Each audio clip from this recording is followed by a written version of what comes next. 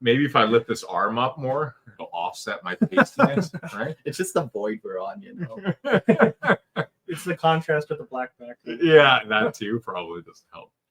And this guy's like in the sun all the time. And he still looks pasty. How you guys going? How you guys going? How you guys doing? Good. Welcome to Lorehammer. Welcome to Lorehammer. I guess we're live. We just did it like this time. Hey everyone, welcome to the show. I think we get picked up on that. Okay. Welcome to Lorehammer, the podcast where we just yammer talk about 40K. Today we have our favorite topic of all time. You know, I've been seeing the comments. I said I'm doing a Tau episode. The hype is real. People love space communism, I've been told. Today on the show we got James. Welcome. I'm always here. I'm always ready for complaints. I'm always ready to butcher the things you love. Yeah. Welcome to Lorehammer. Welcome. No Christian this week, but like we can praise whatever gods we serve because he had a kid.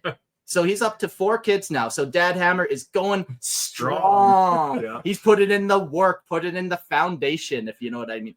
But yeah, so he's not here this week. He'll be joining us next week. But instead, we got 2 other people. Ria, welcome back. Been a minute. Yeah. Thanks for having me. I'm stoked to see you guys again. Yeah. On the show. Yeah, it's funny. Like people are saying, yeah, I feel like I haven't seen you in a long time. But people who listen to the podcast, it could be no time has passed since the 2-year hiatus. But yeah, if it's the new listeners, I guess. Yeah. Going back from the start. Our resident Tau guy, welcome back. Ready to. It's only because he looks like a Tau. Yeah. He's got that signature forehead slit. Yes. Yeah. I don't know how he got that, but it's there. Yeah. You can check out the Patreon live stream to check out this beautiful slit. That's right. And we also got Skylar. Hey, man, what's good? Woo! Yeah, I'm good. Yeah, one of our favorite people to have on, honestly. Like, you're one of our first people that listened. And I remember you gave us... Okay, one of my favorite episodes was the Imperial Church episode, the Ecclesiarchy episode. And you were on that one, and you were hyping us up. I can't remember. Just know we made a lot of dirty jokes together. Yeah, for sure. So, we always do. So it was a and good it's time. hilarious, yeah. Well, we got a little bit of housekeeping before we get into the Tau stuff. I'll just dive into that. Next week on September 6th, we will be in Edmonton doing a tournament, doing a charity event. It's not run by us. We just got a booth and we got an invite there. So if you want to go check us out at Edmonton in Taps Games on the 6th, so next week, there's information in the show notes. That's probably the best way to check it out. You can buy tickets and stuff. Once again, just check out the show notes. Check out the show notes. It's not my event. So next week, though, September 6th, I mean. Also, we do have a Discord. That's been a lot of fun. That's been bumping and active. We've been doing the Warlords of Terra Magic, the Magic contest on there, pairing off Warlords, people's lore against each other. I think they just finished that up, and now we're going to be doing some reading of that lore on listener lore. So that would be pretty cool. Also, if you want to buy dice, I'm trying to get a dice order together. I've got maybe a handful of people who reached out saying they're interested. But if you're interested, reach out to lorehammerpodcast@gmail.com or on Discord or Facebook, Instagram, and just let me know that you're interested in buying some dice, and we'll or the website that works too. Or the website, lorehammerpodcast.com. Anywhere you kind of can get a hold of us, reach out, and we'll try to set up some dice. Cool. So the live stream is every other week. We have the episode. We want you to join in, jump in the chat, tell us all about your lives, comment on the episode as it's going on, ask questions. It's actually adds a lot to it. I think that people can interact and say what they want to say. Yeah, the chat is bumping right now. There's a lot of people in there just shitting on the towel. This is new. I like back when I was on the show before, you never had the live. No. Yeah, it's fun. It's fun. It's fun. So just join up on Patreon and get right in there. Sweet. Yeah. We have a calling guest at the end of the episode too, which is a fun little bit that we do. It really keeps you on your toe. I know. You never know what they're gonna say. Just somebody from Discord? Or? Yeah, it's just something who's on the Patreon. Okay. Yeah. So join up to do that. We'd love it if you guys would give us like a thumbs up if you're watching on YouTube, a like If you want, if you could give us a 5-star review on wherever you're watching us from, that'd be great. Helps out spread it so that more people can watch. Yeah, we have the YouTube and we have the podcast, so check it out, whatever you like best. Yeah, audio or video. Soon we'll get the brain link and I can be in your mind, but we're not there technologically, but one day I promise you, my sweet children. Through space communism. We will get mind to mind. We will The become one. Ethereals will tell you. Yeah, You will enjoy it. Exactly. I can't wait. Well, well, maybe I'll shout out Patreon. Yeah, jump into Patreon, throw us a buck. That's always super cool. At the end of the show, I'll talk a little bit more about Patreon shit and say thank you to people who donated. But let's jump into Tau. We're doing a space fleet episode. Where we left off in our journey with the Tau was basically we were going through all the different spheres of expansion, and each one was more glorious and just uplifting than the last, really. Yes. And New more hope, consequential. more consequential. Each time more hope was brought to the galaxy and everything was made a better place. So we progressed all the way up through the 4th one. I don't remember really doing the 4th and the 5th, to be honest with you, but I remember there's demons that happened, and that was a whole adventure. If you want to go read or listen to that episode and get a little catch me up, it's episode 96. That's kind of where we left them last. So I was kind of thinking, where do we go from here? There's no 6th sphere, but we should talk about the Tau's space fleet.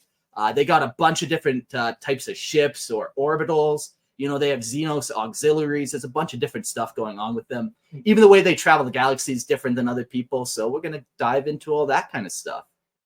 Oh, and our favorite part of Tau is just pronouncing all the things. So, Yeah, so that is here we true. go. Let's jump right in. I do like pronouncing alien words because it's like, tell me I pronounced it wrong. I know, exactly. But you're also the best at pronouncing things. Yeah. So Yeah, I got some feedback on the accent I tried to roll out last episode. They did not like it. They said, That sounds like a perfect use of the James complaints at gmail.com. yeah, James complains at gmail.com. Oh yeah, it's a real. So the Tau protection fleet, or the Korvattra. In the cold void of space, the Korvattra, the Tau protection fleet, cuts through the darkness with purpose and precision, a testament to the Tau's empire's unwavering pursuit of the greater good. In the language of the Tau, Korvattra signifies more than just a fleet. It is the shield and the spearhead of a rising star empire. While the young in the vast history of the galaxy's starfaring races, the Tau have rapidly forged a formidable force, blending sophisticated technology with an idealistic drive for unity and expansion. Crewed exclusively by the aircast, the fleet's sleek vessels guide in disciplined formations. My phone's vibrating in my pocket. It's turning me, doing something to me, throwing me off. Each movement, a seamless dance guided by pure efficiency. Every ship from this. Skylar's telling me it's him touching my leg. Every ship, from the smallest escort to the mightiest capital vessel, is a link in the Tau's vision of a unified cosmos. But beyond the Korvattas lies the heart of the Tau commerce, the merchant fleet. A network of vessels dedicated to spreading the greater good through trade and diplomacy across the stars. Yet for all their innovation, the Tau are still children in the depths of space compared to the ancient species that haunt the galaxy's shadowed corridors. Unlike the Imperium lumbering behemoths, Tau ships do not tear through the warp, a dark, dangerous realm that remains mysterious and largely inaccessible to the Tau. They lack the psychic potential required to harness the Imperium and navigate its perilous tides. Instead, they rely on the brilliance of the aircast engineers and the revolutionary ZFR Horizon Accelerator engine. The ZFR drive, a marvel of Tau ingenuity, propels their ships at velocities nearing speed of light, slicing through the starry expanse with elegant precision. It was this technological leap that fueled the Tau's rapid expanse during the Tau's second sphere, pushing their boundaries of the Empire far beyond their original cradle. Now, the Korvattra stands as a bulwark against the ever-looming threats of the galaxy teetering on the edge of annihilation. Beneath the optimism of the greater good lies a quiet determination, a steely resolve that drives the Tau forward, even in the face of unimaginable horrors. The Korvattra moves to intercept foes lurking in the darkness. Every pulse of their engine hums with the hopes of a brighter future, one where the Tau Empire's light may one day pierce even the darkest of galaxy corners. Yeah. So that's very optimistic and pretty dumb. I love creating the Tau. Just like we get super fake and gay. I don't like Yeah, it. it is. Like space. Yeah. It's not even real. Very small, flat Earth. No, I didn't say that. You no. said that. Well, you can just observe that. It's observable. Ah, Yeah. No, we're doing this already. Oh The man. Tau, it's just I read through it. It's like, oh, so they can almost go the speed of the light. Great. Great. Oh, so they've expanded out of their part of the galaxy, like what, 7 light years? yeah. Yeah. It's one of those things that it's the tower just always going to be a minor Xenos. We were saying beforehand that this should be a minor Xenos episode. Yeah. Relabel it. Yeah. At the end of the episode, I do have maybe some thoughts on how we could change the Tau slightly, but we'll carry on. Yeah, there's some cool stuff. Like I do love the technology, but it seems like they advance and then they stop essentially, and then they stagnate, and then Because you can't keep advancing forever. no. You got to eventually like stop. Otherwise the game would just get broken. Right. So +1 to hit on everything, +1 to wound on railguns. It's well, perfect. even not even that, just like that it would change the lore. If the Tau were able to expand across the whole galaxy, then it would just be Tau fest everywhere. Because everything would join them and everything would, so they have to have limitations. Sure. I want to see weebs everywhere. I think the more that we can get our hands on to strangle, let me finish my sentence of violence. The Imperium wishes we had more enemies like that we could just quash underfoot. So I hope they Right. spread like the infestation they are. All right. gamescomplaints@gmail.com. Well, in the realm of space travel, let's go to the people who are like doing this space travel, the Aircast. So the Aircast, or Core, as they are known within the Tau lexicon, are a special presence or a spectral presence in the vast reaches of the Tau Empire. Once more messengers, they now pilot the Empire's vessels in both the Kor'vattra, the military shield of the greater good, and the sprawling Tau merchant fleet. They are the silent lifeblood of Tau expansion, drifting through the void as both warriors and traders, bearing the aspirations of their people on the wings of their ships. So these guys are like, they're the ones that are actually going around delivering all the cargo, all the armies, defensive Everything. fleets. They're in charge of all of that. Unlike the grounded Firecast, who fight in the mud and the blood of distant worlds, or the diplomatic Watercast, who weave intricate negotiations in distant embassies, the Aircast dwell almost exclusively beyond the pull of planetary gravity. Generations spent in low-gravity environments have sculpted their forms into something eerily elegant yet fragile. Long, slender limbs, delicate bones, and an ethereal lightness that gives them an almost ghostly appearance. Their frames lack the brute strength of the earthbound kin, a compromise for their fluid grace needed to maneuver with the weightless expanse of their home deep space. This did make me wonder, like, when they're piloting a craft and it goes into gravity and then they feel gravity, do they need like anti-gravity in their cockpits to like, I don't think that would be anywhere, but that would seem like if they have evolved to live in low gravity and then they just go land on whatever the normal gravity of most planets, wouldn't they just be like, holy smokes, I can't move now, like lifting to like man the controls, or would be even so just difficult. like blood flow, like your heart probably doesn't have Oh, to yeah. pump as hard on low gravity. Yeah, so they're simple just like, stuff oh that. my god, I'm dying. Yeah. So they probably do have to, like, this is unofficial lore because I don't think Yeah. they would put that in somewhere, but they must have like anti-gravity in their The opposite of which then inertial means damper. why Yeah. wouldn't they do that in their ships then if they already have that technology, just make everything so that the gravity is the same everywhere. Yeah, you do see like Tau Aircast walking around like with other people, and like they can walk around, but they look so sure. much like they look so alien and like uncomfortable looking. And So spinning. like So You know basically they can. They yeah, just, yeah. That really reminds me of the Expanse. If anyone, I know, sorry, it's a totally different universe. This is 40K. yeah, I know, but that's exactly how they describe the different Oh, factions, like the okay. space-faring factions, the low-gravity factions. They're taller, spindlier humans. They can't interact on planets, which is pretty cool. Yeah.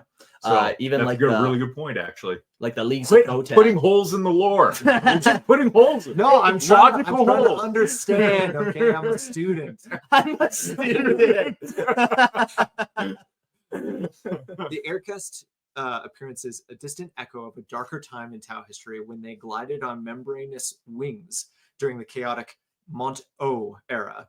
While these wings have long since withered into vestigial remnants, there remains an otherworldly quality to them, as if they carry a memory of their ancestral skies within their bones. This evolutionary quirk only reinforces their image as the invisible caste, rarely encountered by outsiders. For most beings, the air caste are merely distant streaks of light as their craft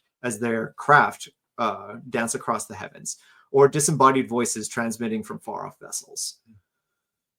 So the core are far from defenseless. Despite their frail forms, they possess advantages uniquely suited to their high-speed dogfights and precision maneuvers that define void warfare. Their superior depth perception and high tolerance for rapid acceleration grant them an edge against lumbering human pilots of their aeronautica. Yet, for all their natural talents, they lack the hardened experience of veteran Imperial fighter aces who have been forged in countless brutal engagements. Are they just like, they don't have to do it as often? I imagine that is relative to the sphere, right? Yeah.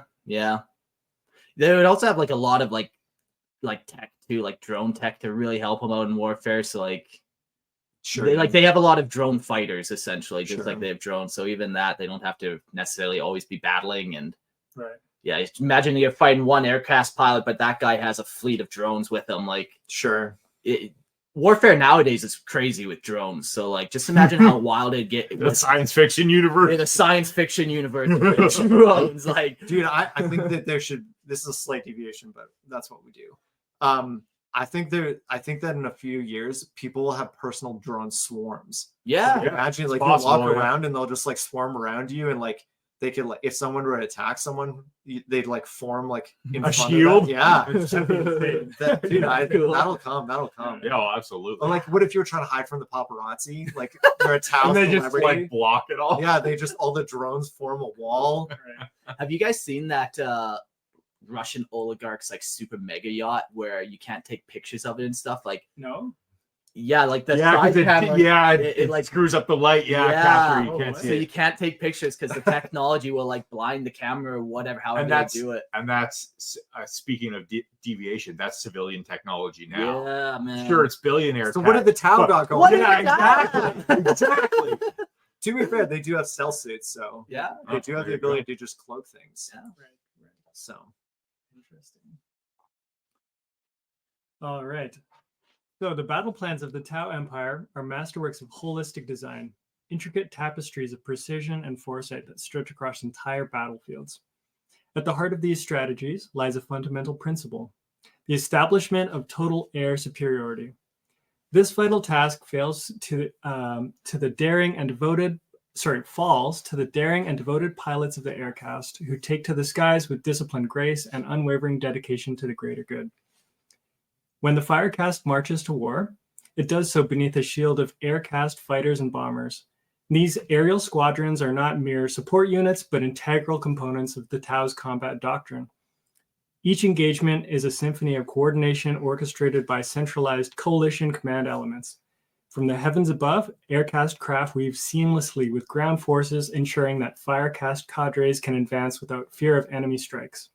Every swooping dive and bombing run is part of a larger plan, carefully aligned to the grand strategy that guides the Tau's expansion across the stars. Nearly every Tau campaign begins with thunderous deployment of air caste forces. Razor-edged formations of razor sharks, strike fighters streak through the sky, executing rapid shifts between aerial dogfights and surgical ground assaults. Whether it's the scouring the air of bioengineered monstrosities or obliterating armored columns with precision fire, the razor sharks are relentless in their pursuit of tactical dominance. While the skies crackle with energy beams and missile trails, Sunshark bombers dive low, unleashing torrents of energized ordnance on critical enemy infrastructure. Airfields are torn apart, command centers reduced to smoldering rubble, and anti-aircraft emplacements silence in fiery blooms, all to prepare the battlefield for the Firecast's decisive thrust. One thing I was kind of like trying to decipher when writing through some notes and stuff, like when we know about the Firecast and their like battle tactics, they have like the Kion and the Monta, like the killing blow and the the ambush. Or I forget what they translate to, but it was interesting reading this. Like, so the wait, hold on a second. How do you remember the Tau version but not the English version? Listen, explain that to me. I also am a master at Spanish. I'm a master of languages except English. Get out of here. No, but so the Firecast, they're their own thing than the Aircast. And it seems like even in war, the only other people that do warfare is the Aircast members. But they have a different approach to warfare than the Firecast. Like, I don't think they do the same ambushes or the same Monka, these two main strategies. It seems like they just overwhelm and like they coordinate and overwhelm every time. Right. It doesn't seem like they're setting traps necessarily. This seems like they're a hammer, essentially. Sort of light it up. Yeah. Before the ground forces kind of come in after. Yeah, and then whatever they choose to do with it, that's up to them. But yeah, they're just like mass force, and that's their goal. Is it like, is this a reference to like American military strategy? Because like the American military strategy is shock and awe, right? Or at least that was what it was in Iraq. I don't know much about Tau and space communism and weebs and Japan and mech warriors, but I think their war analogy is closer to that direction of. All right, fair enough. Yeah. I just know like that seems to be like the U.S. strategy was always like lots of air superiority, blow everything up, and then send your army in. But so maybe they're like Japanese American hybrids. Well, okay, no, let's go crazy with it. Let's talk about the Japanese Air Force, because wouldn't that be what these guys kind of? I guess, but I don't think they come across that way. No, I don't either. That like the robots definitely have the Japanese feel, but like I don't know if now when you say Japanese feel, what exactly do you mean by that? This is a family friendly stream. I will not tell you anything about it. Yeah. All right, well, to continue. Aircast pilots are paragons of selflessness, braving the most harrowing conditions in pursuit of their objectives. They thread their way through the churning tendrils of Tyranid bioships or barrel into the gauntlet of Imperial Space Marine flak with a calm acceptance of the risks they bear. Every pilot knows that their sacrifice, should it come, serves the greater good. A death with purpose, not in vain. Oh, so beautiful. However, their senseless martyrdom has no place in Tau doctrine. Senseless martyrdom has no place in Tau doctrine. Unlike some races that throw lives away for the hollow displays of heroism, the Tau believe in precision and purpose. Aircast pilots are entrusted with the autonomy to disengage if a situation spirals beyond recovery. Tactical retreats are neither shameful nor cowardly, but a calculated decision to preserve strength for a future strike. Tau commanders place immense trust in the judgment of their flight crews, relying on the seasoned wisdom gained from countless sorties. So that would seem to be they intentionally said this is not the Japanese Air Force. Seems very clear they drew a line there. We do not want you to think that's what these are. Also, that's quite different from, I imagine, like Imperial pilots, right? Like, I don't imagine that they're allowed to just retreat if they feel like, you know. Well, they're allowed to retreat. They just have to get the order to. Yeah. Oh, right. So they it's not because it's not like I don't know any race in 40K that is just like, oh yeah, and maybe orcs would have like kamikaze runs. Or like demons, maybe, or something like that. Yeah, but most of them are like demon engine wouldn't, because like the demons are almost like arrogant. They like, I'm too valuable to be. Tyranids would be the one that's like just like completely like. But I don't. Kamikaze run doesn't even make the same. It doesn't. It's not the same thing in for a Tyranid. It's like that's just. It's a bomb that is alive. Yeah, true. You fulfilled your purpose by exploding yourself. Well, that's what you were made for. Yeah. But by this, does it mean that like if a situation is like too hairy, they can just be like, oh no, I'm gonna save this ship for another?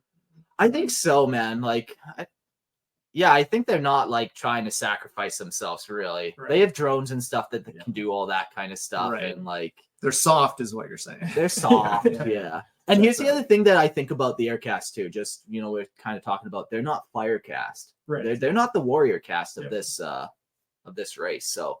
Right. So the idea is they're like, oh yeah, we'll come in and bomb everything, but we're not soldiers. Yeah, we're not sticking around when the fighting gets crazy. Like, unless we have overwhelming force. But that's kind of how I'd see that play. Which is funny to your point. Is kind of how the Army views the Air Force, anyways, in real life. So it is the U.S. I think that's in every country, though. I think every country's army views the Air Force that way. Like, we're just gonna get out when we feel a little scared. The glory boys. Yeah. It does read kind of strange though for like a military force. It sounds more so that they have some autonomy rather than just they have to follow orders from the top. You know. Yeah. Well, I think it just comes back to that. They're not military. Well, maybe if you're civilian. brainwashed so effectively, like the Tau are, maybe you don't need to. Like the Ethereals aren't worried about them retreating when they're not supposed to. Right. Yeah, I suppose. Interesting. Yeah. That whole mind control situation or whatever they got going on. Yeah. It's interesting. Yeah. And their trust is well earned. The pilots of the Aircast are born for their sky, their frail, willowy forms perfectly attuned to demands of high-speed aerial You read it right. Don't worry. Just keep going. Yeah. With hollow bones and sinewy frames, they endure punishing G-forces that would cripple other species. Yet it is not just biology that sets them apart. It is a lifetime of training. From childhood, Aircast members are taught the intricacies of flight, mastering every nuance of the craft until it becomes second nature. The veteran aces lead their squadrons with the experience of entire lifetimes and dedicated to the art of aerial warfare, channeling that expertise towards one goal: victory for the Tau Va. In the endless dance of war, where fire and shadow intertwine across 1,000 battlefields, the Aircast soars above it all, silent, precise, and indomitable, carving the path for the Tau Empire's relentless march toward unity and the greater good. What is this, like Tau propaganda? It kind of reads like that, actually. Yeah. Kind of funny, yeah. This is That's just a poster of like a Tau looking heroic. Tau never lose. Tau always wins. Even a dead Tau is a winner Tau. Because he died for the greater good. Yeah, it is funny. Like, it's they do so much more than war, though. Like, I wonder what the percentage of actual like Aircast warrior pilots are compared to like the guys that are just delivering food rations. Right. Is there a distinction, maybe? Yeah, is there even a distinction? Right. Because like if they might have like sophisticated enough like cockpits that they kind of adjust to whatever. Yeah, they can just, this is a cockpit and they're all the same. Is like the whole race sort of trained for the same thing, and then just some of them get like sent to merchant ships and other ones to I pulled up a quick little Tau language, so you got Kor would be air, and then they have like their rank next, like Kor'la, Kor'yu, Kor'vir. Right. So Kor'la is messenger, Kor'yu is carrier, Kor'vir is pilot, L is captain. There might be one more. Somewhere, but even those, it doesn't necessarily look like there's like a warrior. Like you get to a certain rank and then you become the warrior. So first you're just the local mail boy, doing your paper route, and then eventually, I don't know. I feel like Tau specialize so much where it's like they, like even just the forecast. So then they specialize even further. Like, no, this is our male group of Tau or Tau Aircast. These ones are training for fire warrior ships. Or is it maybe like merit based, where like the best ones go to war and the other guys just fly like? Like I would imagine it's either merit based or maybe like there's no merit in the Tau. Okay? Everyone. Oh yeah, that's right. Everyone is equal. Yeah, maybe it could be like it could just be a genealogy type thing, like just they do breed specifically. You piloted this ship, so your son will pilot that ship. Yeah. Another thing to think about, they don't live very long, do they? Aren't their lifespans like relatively short? They're like shorter than a human slightly. Yeah. And it's funny. It's talking about they train for their whole lives, but it's like 20 years. It's not really that long. That's why they're not as good as aeronautical pilots. Okay. Yeah. Jeez. More Tau have just died in space travel due to shitty light engines. They never get anywhere. Yeah, the 7 light years between two planets is actually like 5 generations of Tau. Dead Tau. My great grandfather. He fought for this planet by dying on the spacecraft 4 generations on the ago. colony ship on the way here. Yeah. Here's for you, great grandpa. Meanwhile, Dante's been alive for like 1,000 years. That's 1,000 Tau generations. That's nice. All right. Are we doing this next part? Yeah. Do you want to? Yeah, I can. Read it. The Tau Empire's rise to the stars is a tale of improbable ambition and relentless innovation, unfolding across the last 1,000 Terran years despite being a relative newcomer to the galactic stage. The Tau have achieved staggering progress both in the design of their starships and the development of their interstellar civilization.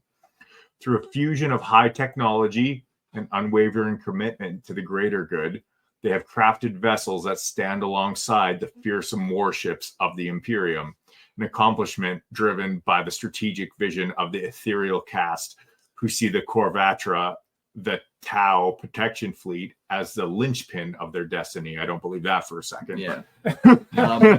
Yeah. It is interesting. Like, Tau seem to always match technology with people. Like, they're matching Imperial starship design, or their battle suits often will try to match other army equivalents of similar scale things like Bio Titans or whatever like that. They seem to have that kind of trend. Did Tau have Titans? They have some really big necks, and I got one. You can look at it after. really. You have the big Tau. Not the huge one, but I got one of the bigger ones. Sounds like commie propaganda. It is propaganda. I just bought it so I could smash it. Paint it real nice and smash it. I was going to say paint it red and smash it.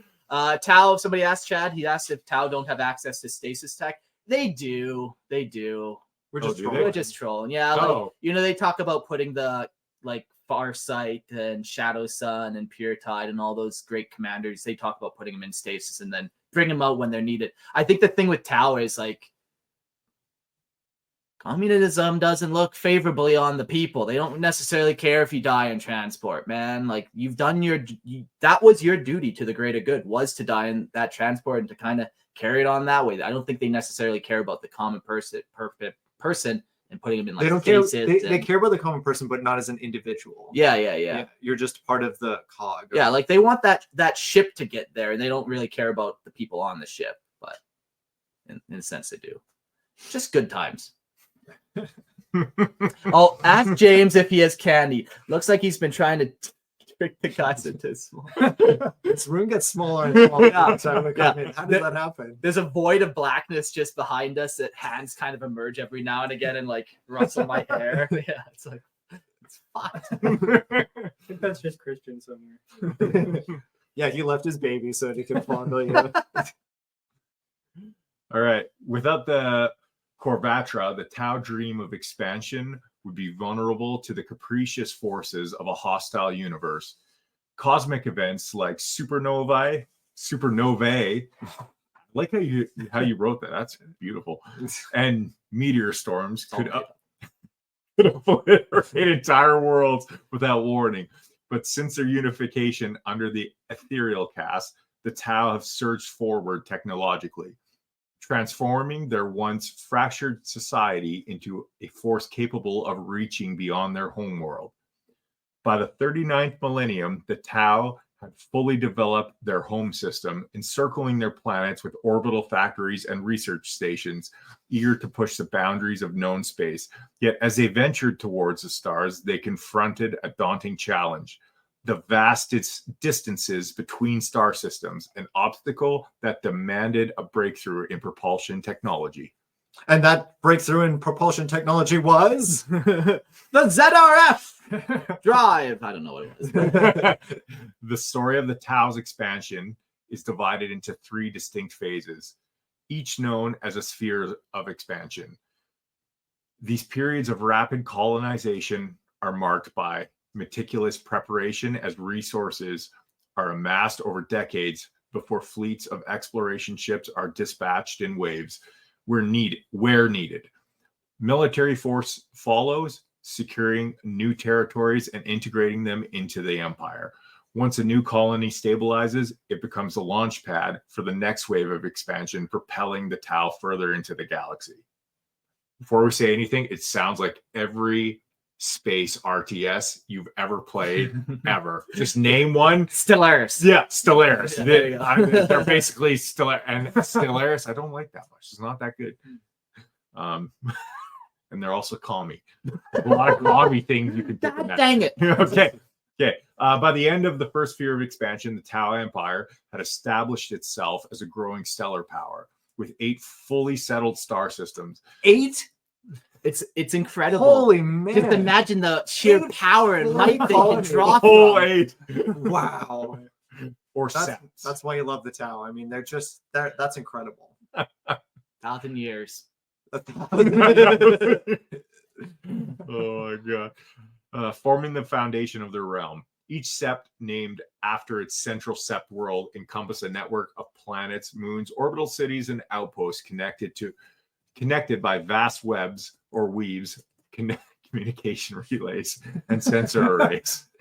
Over time, these septs developed unique cultural identities and distinct blends of Tau caste and allied alien species, contributing to the diversity within the empire.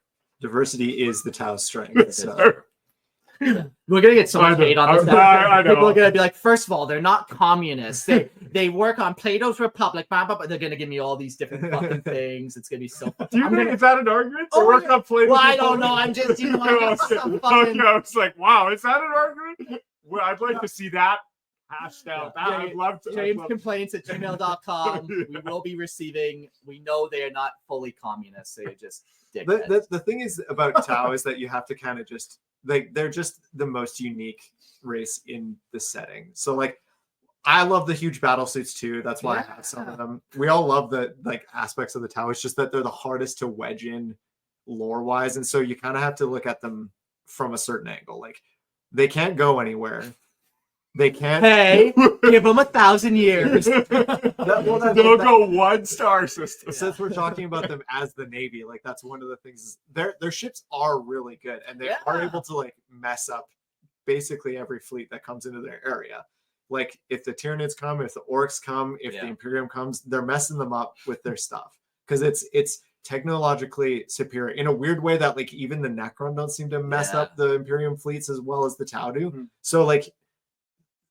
The joke is that they just can't get anywhere, and that's the main thing about it, right? Yeah. No one doubts that like a Tau fleet is not to be messed with. Yeah, you don't want to negate the firepower of Tau. You know, you're looking down the barrel of the pulse rifle. You don't want to talk too much shit. Exactly. Like, that will mess you up, but it's just that I have to get that pulse rifle to you. Yeah. Good luck. Or you have to go to their pulse rifle with my bayonet. Are we here? Yeah. Okay. By the end of the first sphere expansion, the Tau Empire. Oh no, I think it was this one. Okay. Are we sure? Yeah. Yeah, we are. Yeah, 100%. Sorry, everyone. However, the Tau's initial surge of growth eventually met its limits. A combination of factors conspired to stall their expansion. Probably the Emperor.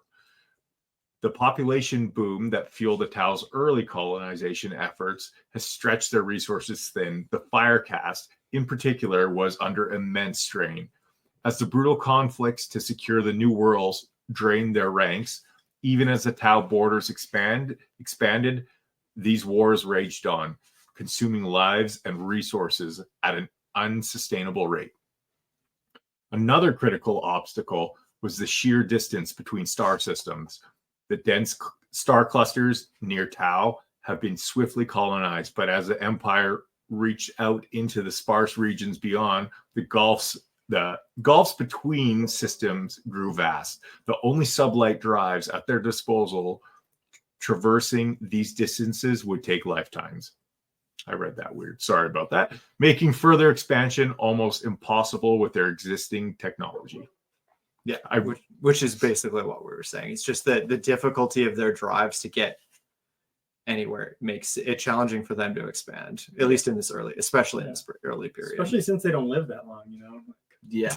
So crazy. It's not like we're trolling a little bit. It's not significantly less. I think it's like, if I recall, it was like 60 years is like the average child. We did do all this sphere, so definitely go back and listen for the exact date.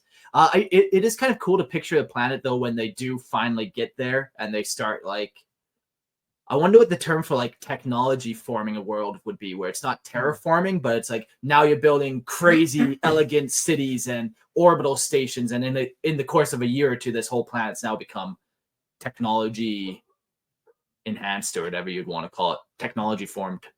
Technoformed? Technoform. Technoform. There it is. There it is. Technoformed. Yeah, exactly. So it'd be cool to see that technoforming process. That's awesome. Yeah. The first of these problems was partially addressed with the integration of the Kroot into the Tau Empire. Following the war in the Place of Union, where the Tau and Kroot allied to repel an Orc invasion, the Firecast gained billions of new allies, although the Kroot fought more as mercenaries than devoted followers of the greater good. Their addition bolstered the Tau military might, providing critical reinforcements as the Empire's territorial ambitions grew. Yet the challenge of faster interstellar travel remained unsolved. Despite the best efforts of the Earthcast, engineering centers across every sept toiled ceaselessly, delivering countless innovations to Tau society, but the breakthrough demanded by the ethereals eluded them. For years, the promise of faster-than-light travel seemed out of reach until a team of Earthcast scientists from the Thalshaya, they must be relatives of Shia LaBeouf, eh? Yeah, I would say so. The Thalshaya sept achieved the quantum leap that would redefine Tau expansion. That kind of talks a little bit about how the engineers are just building everything. Even when we look at our history, like, man, 10 years ago, did we have cell phones in our pocket like we do now? Just imagine that jump of technology. That struck me a little bit too. That's very kind of like how we are. Like, it's just more and more innovation. Yeah, and you can't even really keep up with it even. Like, yeah, it's crazy. But that also means we're getting older. Because my kid keeps up with like any little thing that comes up. So especially if it's technology. I always wondered that if when we're like old in the old folks' home, like since we grew up with a little bit of technology, would we kind of get it? Like my Opa, he doesn't get it. Yeah. He's not texting people, but we might be hopefully. Yeah. No, playing games. The things that like your kid will have when he's a teenager, you can't even dream of. He's not having anything. He's gonna be trapped alone on an island just eating chickens with me. That's his fate. And fishing and fighting monkeys. Exactly. Was it ever said how Tau became so technologically advanced? Unity. Well, I think the basically the ethereals just show up and then just technology starts happening. Like basically they unite everyone and then they start discovering things when they're not. I guess the Tau version of it would be now that they're not fighting each other, they've come together and with the greater good in mind, they've been able to put their differences aside and unite to. That's nice for them. Very different than humans when we go to war. We're like, sweet, we invented soap. All these type of war inventions and not. War booms the economy in Tau. Like, no. Peace. That's how we discover it. But are they like inventing it all themselves? Or are they ever stealing anything? I think they're inventing it all themselves. Well, no. There is Xenos. Like, there's plenty of like the best one would be like Demiurge use ion technology that get transferred on into space or into their spacecraft or whatever. So and they have been known to try and steal Space Marine armor and incorporate it into their tech. So they might be reverse engineering some stuff here and there. Maybe. Yeah. Well, I think it's more like it's a more pragmatic, like maybe a modern technological view of how people do it. It's like, oh, if some other company comes up with a good technology idea, you're like, oh, we're going to do that too then. But you do have your own internal R&D that's working on stuff. It's like that matching idea that they do. It's like, they have that ship, so we'll make a similar one. It's not that ship, it's our version of it. Right. Yeah, they're making their own tech, but they're also willing to incorporate other ideas that they come across. Right. Sweet. The creation of the ZFR Horizon accelerator engine marked a turning point in the Tau Empire's history. This near light speed drive system, a marvel of ingenuity, allowed the Tau starships to span interstellar distances in mere years of objective time. While the crews aboard experienced minimal aging due to the effects of we forgot about relativistic travel too. And I even watched Interstellar. And all our trolling, we forgot. Dang it. Okay. Well, no, but even still, this is just with this engine Fair. Okay, so our trolling remains good. Our trolling is valid. Perfect. Minimal aging due to the effects of relativistic travel. With the breakthrough, the Tau launched their second sphere expansion, setting their sights on new worlds and deeper reaches of the galaxy. The ZFR drive was more than a technological advancement. It was the key that unlocked the future, enabling the Tau Empire to expand across the stars, guided by the unwavering vision of the greater good. Yeah, this is so much different than the way anyone else travels the galaxy, whether it's through, ripping holes in warp or webway portals or other dimensional travel. Like this, it's like this skimmer type thing where they're not fully doing any of these. It's so different, and it's safe to some degree, I suppose, but it's also slow and kind of useless, really. Right. But Yeah, they can't really get anywhere they want to go. But it's safe. I suppose. Yeah, they don't have to go into the warp for anything, that's for sure. Yeah, like, I mean, theoretically, though, they should be at some point able to get intergalactic, or not intergalactic, but intergalactic travel, right? Because we know that there are technological ways to get across the galaxy. The Necron have them. Yeah. The Tyranids have them for sure. So, like, even without a psychic ability at all, you still should theoretically be able to get there. I don't know why they haven't. There's tons of like cool like portals too, like dolmen gates that or maybe not dolmen gates, but big gates that like jump across the galaxy. Tons of cool stuff like that are technological. So, yeah, I think you're right. They don't necessarily need psychers, but they definitely need some more. Is there a confirmed number of races part of the Tau's greater good? I was looking at that earlier today, and there's probably like 25 that they named. And maybe some of them only have that one line on them, but there's a lot. There's definitely a lot more since we did some Tau episodes back in the day. So, are there any psychic races that they have? Yeah, like since we're talking about the fleet specifically, like we'll talk about the Nikasar, which is like a psychic, psychic traveler ships essentially, where they're really good traveling through the void because they're so tuned into psychic travel. It's when you're talking about warp and science, who's to say? But they do have a bunch, and the Nikasar are a cool one because they utilize that psychicness, which would be so weird for the Tau to try to like.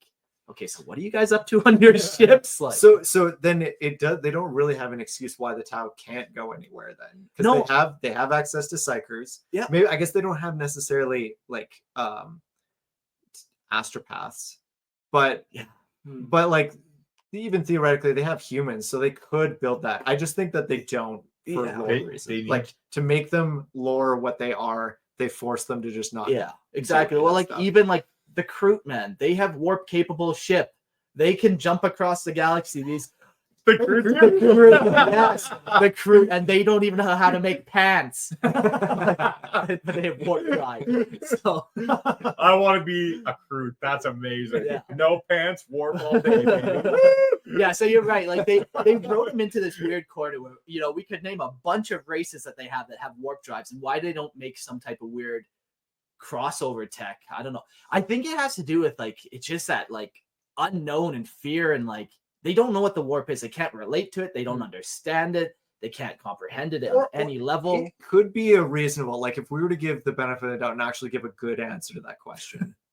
So like a legitimate answer would be maybe the ethereals are aware, like the ethereals have interacted with chaos. They know that it exists, and they might just think dealing with the warp is too dangerous to allow us to touch it. And I mean, that it would be fair. Maybe the more they interact with chaos, maybe the more they gain a negative aspect to it. So like I think there's a legitimate answer why they would stay away from it. That's a good point. Yeah. They could also be just building up their forces and fleets, to one day do it. Yeah, sure. A couple thousand years they'll be like every RTS space game. How you just literally spamming one ship in the back of their base right now. And then you pick the frigate, just 1,000 frigates, and then one dreadnought. And that's however long that takes. And the sixth sphere of expansion was led by the noble Shasso Skylar. His military genius was unmatched. So starship development. The dawn of the starship development saw the emergence of the mighty Gaelith class vessels known as explorers in the Tau lexicon.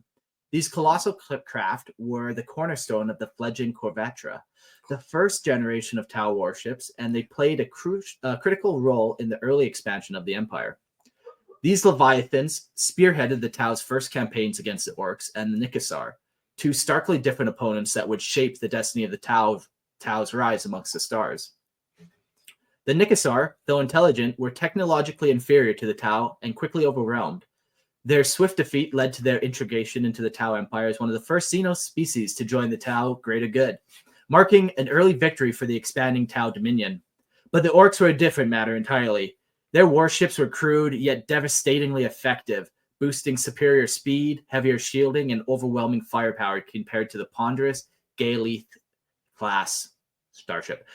Against such relentless and unpredictable foe, the Tau soon realized that the vast resource-intensive vessels were too precious to risk on the front lines. I do love that is one of the first, like, 40K races they come across is Orcs. Just, like, the complete polar opposite of the greater good. Yeah, and like you're just like, so this is what the galaxy's like? You're just... Everything is worse than this. This is the baseline.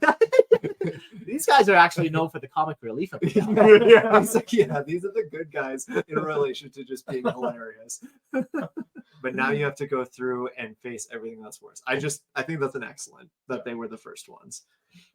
Necessity drove innovation, and the Tau responded by developing more agile and specialized vessels. The Il-Fenor class, or merchant ships, emerged as a versatile backbone of the Korvattra.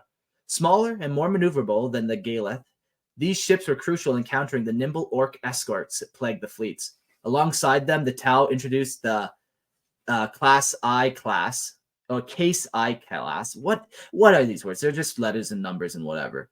We'll nickname that one the Orca. And these compact strike craft are designed for deployment with larger vessels equipped with the ZFR drive, allowing them to be carried across vast interstellar distances before disengaging to engage enemies at their destination. The Cass-L gunships, paired with the heavy firepower of newly developed super heavy iron cannons and swarms of Barracuda fighters, began to shift the balance back in favor of the Tau. Yet it was not merely superior technology that ensured the survival of the Empire. It was the relentless efficiency of the Tau shipyards that truly turned the tide. As Orc warbands and Imperial forces sought to crush the rising Tau, it was the Empire's unparalleled capacity for rapid production and resource management that kept its fleets afloat. For every vessel lost, a replacement was soon ready, fully equipped and crewed by the disciplined ranks of the air caste. Yeah, when we're talking about that and like the Imperium, there's 10,000 years old ships in the Imperium that are like, which is crazy. Never getting replaced ever, no matter like. So for them to just be pumping out ships of high quality, it goes back to that. What do we call it? The techno filing, technoforming. Yeah, where that's their specialty. They don't have numbers. They don't have like a big empire, but everything is just dialed in so good. The logistics and every resource is then amplified, and it does make sense that like the way the Tau operate, they're basically just a futuristic version of modern society in a lot of ways. So they have the ability to just ramp up production on everything that they want, and they're super efficient, because they don't have to worry about dissension. They don't have to worry about different people going different ways. So everyone is doing their job very efficiently, and they're all everyone loves their 24-hour work days in the Tau Empire. They love it. Also, they don't seem very like sentimental or like compared to the humans who are like, they have these relic ships, right? That they're never going to get rid of. Like, they're just like, oh, this is old technology. Let's just replace it. Right? Yeah, the Tau are praying to their drones and stuff, anointing them in sacred oils. No, that's a very good point. Ultra progressive. There's no there's no tie to the technology. It's what's next, what's new. Yeah, I don't. That's one of the things that I know we've been jumping on the Tau a lot, but allow me to do it a little bit more. That's one of the things that like makes them feel so like jarring in comparison to everything else. Like like literally everything is about kind of it's old and it's falling apart. Like all the races have that except for the Tau, and maybe it's a good thing. You could argue that it's like this is the contrast to it. Yeah. Like this is the hopeful, new, flashy thing going on, and everything else is worshiping the past. But it's just like everything else just feels so like ancient and like interesting and has all this deep lore.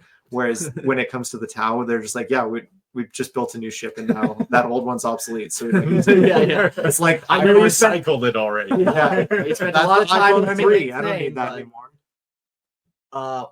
We got a couple of comments here before I read the last little section. I wonder what the orcs thought coming across a race that's blue. Were they like, they seen them as lucky? Like, were the Tau lucky? They tried shooting at the Tau and the Tau were doing the Matrix dodges. Like, so what's happened? Yes, that is what happened there. That is canon 100%. The next question, what are the ships looking like? I do have a slideshow made. We can pull up some pictures. I think I put it in our chat. You know, Google Images is a hell of a thing too, everyone out there. You can learn everything that I learned too by going online. In these early wars, the Tau's mastery of logistics and innovation enabled them to not only withstand the fury of the orcs and mankind, but to grow stronger in the face of adversity. Each engagement was a learning experience, each setback an opportunity to redefine their designs. The Gaelith may have been the initial vanguard, but it was adaptive and resilient fleet that followed. The Ilfanor, Cass 1, and the countless other classes born from necessity that truly forged the future of the Tau Empire's stellar dominion. Yeah. We got a picture of any of those? I'll pull it up after I do this next reading Okay. bit. All right, so we're going to talk about the Kor'vattra. The Damocles Crusade marked a sobering chapter for the Tau Empire, where the cold reality of galactic warfare clashed with the optimism of expansion. In the first brutal encounters with the Imperial Navy, particularly in the Hydas system, the Korvattra suffered grievous losses. The Tau fleet's vessels, while advanced, proved inadequate in direct confrontations with the might of mankind. The aging warships, originally designed for skirmishes against less formidable Xenos, crumbled under the relentless assault of the Imperium's battle-hardened fleets. For all the courage and precision of the aircast pilots, it became evident that the Tau simply lacked the firepower, armor, and tactical flexibility to stand toe-to-toe with the vast ancient war machine of the Imperium. This brutal realization was further compounded during clashes with the high-fleet behemoth. The ravenous swarms of the Tyranids exposed critical weaknesses in the Tau ship design. Despite the heroic efforts of the crew, the Korvattra's vessels were outmaneuvered, outgunned, and overwhelmed by sheer ferocity and speed and quantity of the invaders. It was a bitter lesson for the Tau, revealing that their current fleet doctrine was outdated and insufficient for the myriad threats lurking in the galaxy's void. The need for a drastic overhaul was clear. With the ethereal cast's approval, the Tau High Command launched the Kor'vattra initiative, a comprehensive and urgent program of naval redesign and expansion. This initiative was nothing less than a total transformation of the Tau's approach to space warfare. Led by the Earthcast's finest minds, the project was granted the highest priority and resources. Decades of research, development, and innovation culminated in a new generation of ships, each one embodying the hard-won lessons of the conflicts of the latest advance in technology. Yeah. Maybe it's lost. You carry on. Okay, cool. The first fruits of this initiative were the vessels of the Ilpuriui class. Why do you always say names like eating a banana, man? Why do you do that? I don't know. You guys don't eat bananas while you're doing this? I don't know. Not like you do. The Ilpuriui. How would you pronounce it? I got nothing for you. It was a cruiser, a versatile testbed for revolutionary design concepts that balanced firepower, speed, and defensive systems. This is followed by the Korvattra class escort, a nimble ship engineered for precise strikes and rapid response in the heat of battle. The true centerpiece of the Kor'vattra program, however, was the Ors El Iath class battleship, a leviathan of Tau engineering, bristling with heavy weaponry and supported by squadrons of Kir-La class gunships. These ships represented a quantum leap in Tau naval capabilities, integrating new tactical paradigms and strategies born from the crucible of the earlier defeats. Say every Tau name like it's Japanese. I'm not going to do that. I think you because should. I will I think lose you my should. job. Although individual vessels from the new fleet were encountered sporadically by Imperial forces in the lead up to the Tauros campaign, it was during that conflict that the galaxy first witnessed the coordinated might of the Kor'vattra generation in full force. These ships were no longer just tools of exploration or deterrence, they were weapons of war, purpose-built to confront and challenge even the most established spacefaring powers. it's kind of sad. Like basically, this is what sucks about the Tau. You know, they always go into the galaxy and then they have to fight people. They're like, we just want to get along. And then they go to the next planet. They have to fight a bunch of people. And they're like, okay, now we got to turn these beautiful, peaceful like ships we made into warships. And like, okay, next planet. Oh, great. Another race that we have to now conquer and capture. And this will be their story the whole time. And I think this is what makes them truly grimdark and sad. And like, they're never going to get anywhere. They're never. I agree with you because I think we've talked about this Yeah. before. It's like what makes them grimdark is that their optimism is so misplaced. well, yeah. So it's inevitably going to fail, and Yeah. the only real response they'd have is to either become what the rest of the universe is or fail. yeah, and that will be a choice, and that would be an interesting kind of story arc to see some ethereals be put in that position of like, do we do the evil now, like the evil the other galaxy, the rest of the galaxies do, Or not even the evil, just the pragmatism, not idealistic optimism.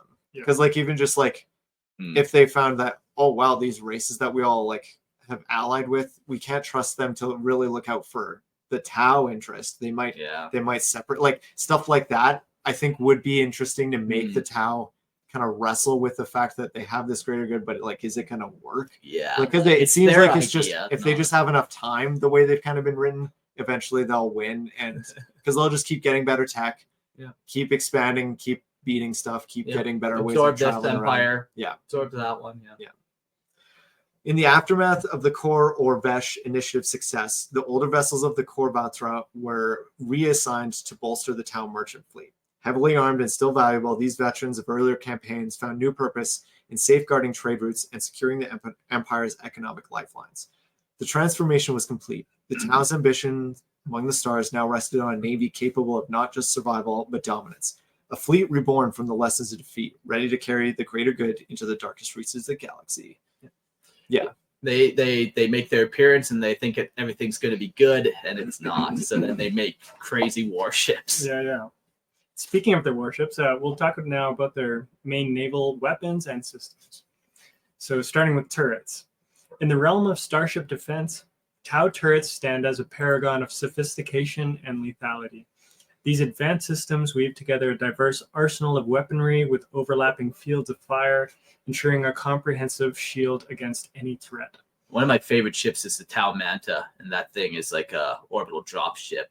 But that thing is like fucking 20 burst cannon turrets on it, and it's bristling with turrets in every direction on the top of the wings. It's a cool model. Yeah, I've seen a lot of people do it. Like, I think I'm sure many of you have watched the play on tape or the 40K in 40 minutes play on tabletop. I think they did like a board, whereas a Manta was the field. Cool. And so you're like fighting on a landed Manta. It was awesome. Like a kill team on top. Yeah, it was awesome. And I can just imagine their spaceships too. They carry that same principle of turrets everywhere, just locking on every angle. Yeah, and they don't have like the aversion to AI that everyone else has. So they're all like auto like, just like spinning every direction.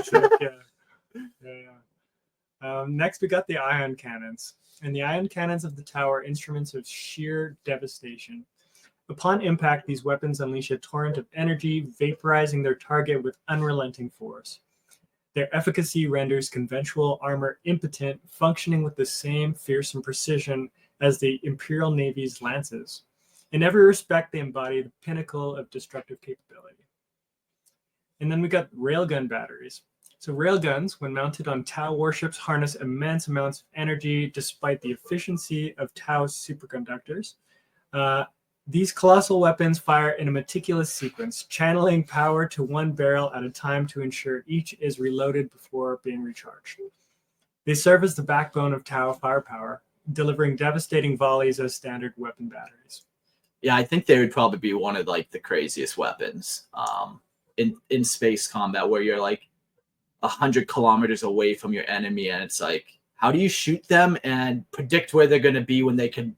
It's such a long distance, but yeah, those railguns, just instant. Yeah, the weird thing is like railguns exist now. Yeah. So I don't know. It's an interesting weapons choice. Yeah, it is. Like it's a cool concept. Essentially, you could make it as powerful as you want by just as long as you have enough energy. Yeah, exactly. Yeah. So you could make it infinitely power, essentially. There's a funny meme called the peasant railgun in D&D.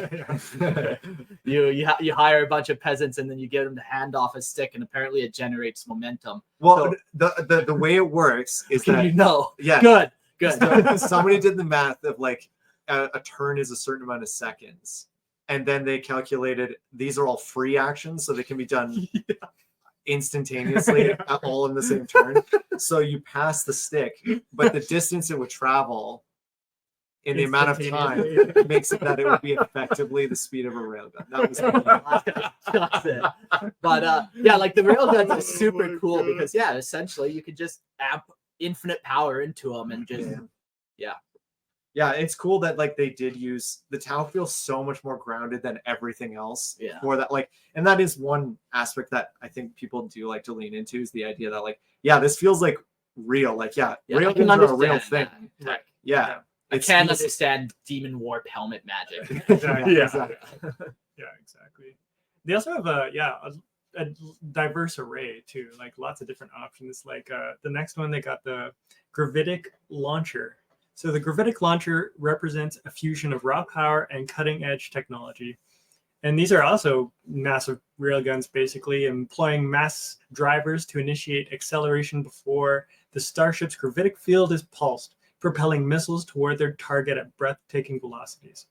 The missiles, guided by drones, are exceptionally formidable, turning them into a deadly menace on the battlefield. Yeah, so basically a better railgun. Well, railguns, you could shoot a pea out of it and it will be destructive. Where this are like, let's shoot missiles out of the railgun. Drone-guided missiles. Drone-guided, exactly.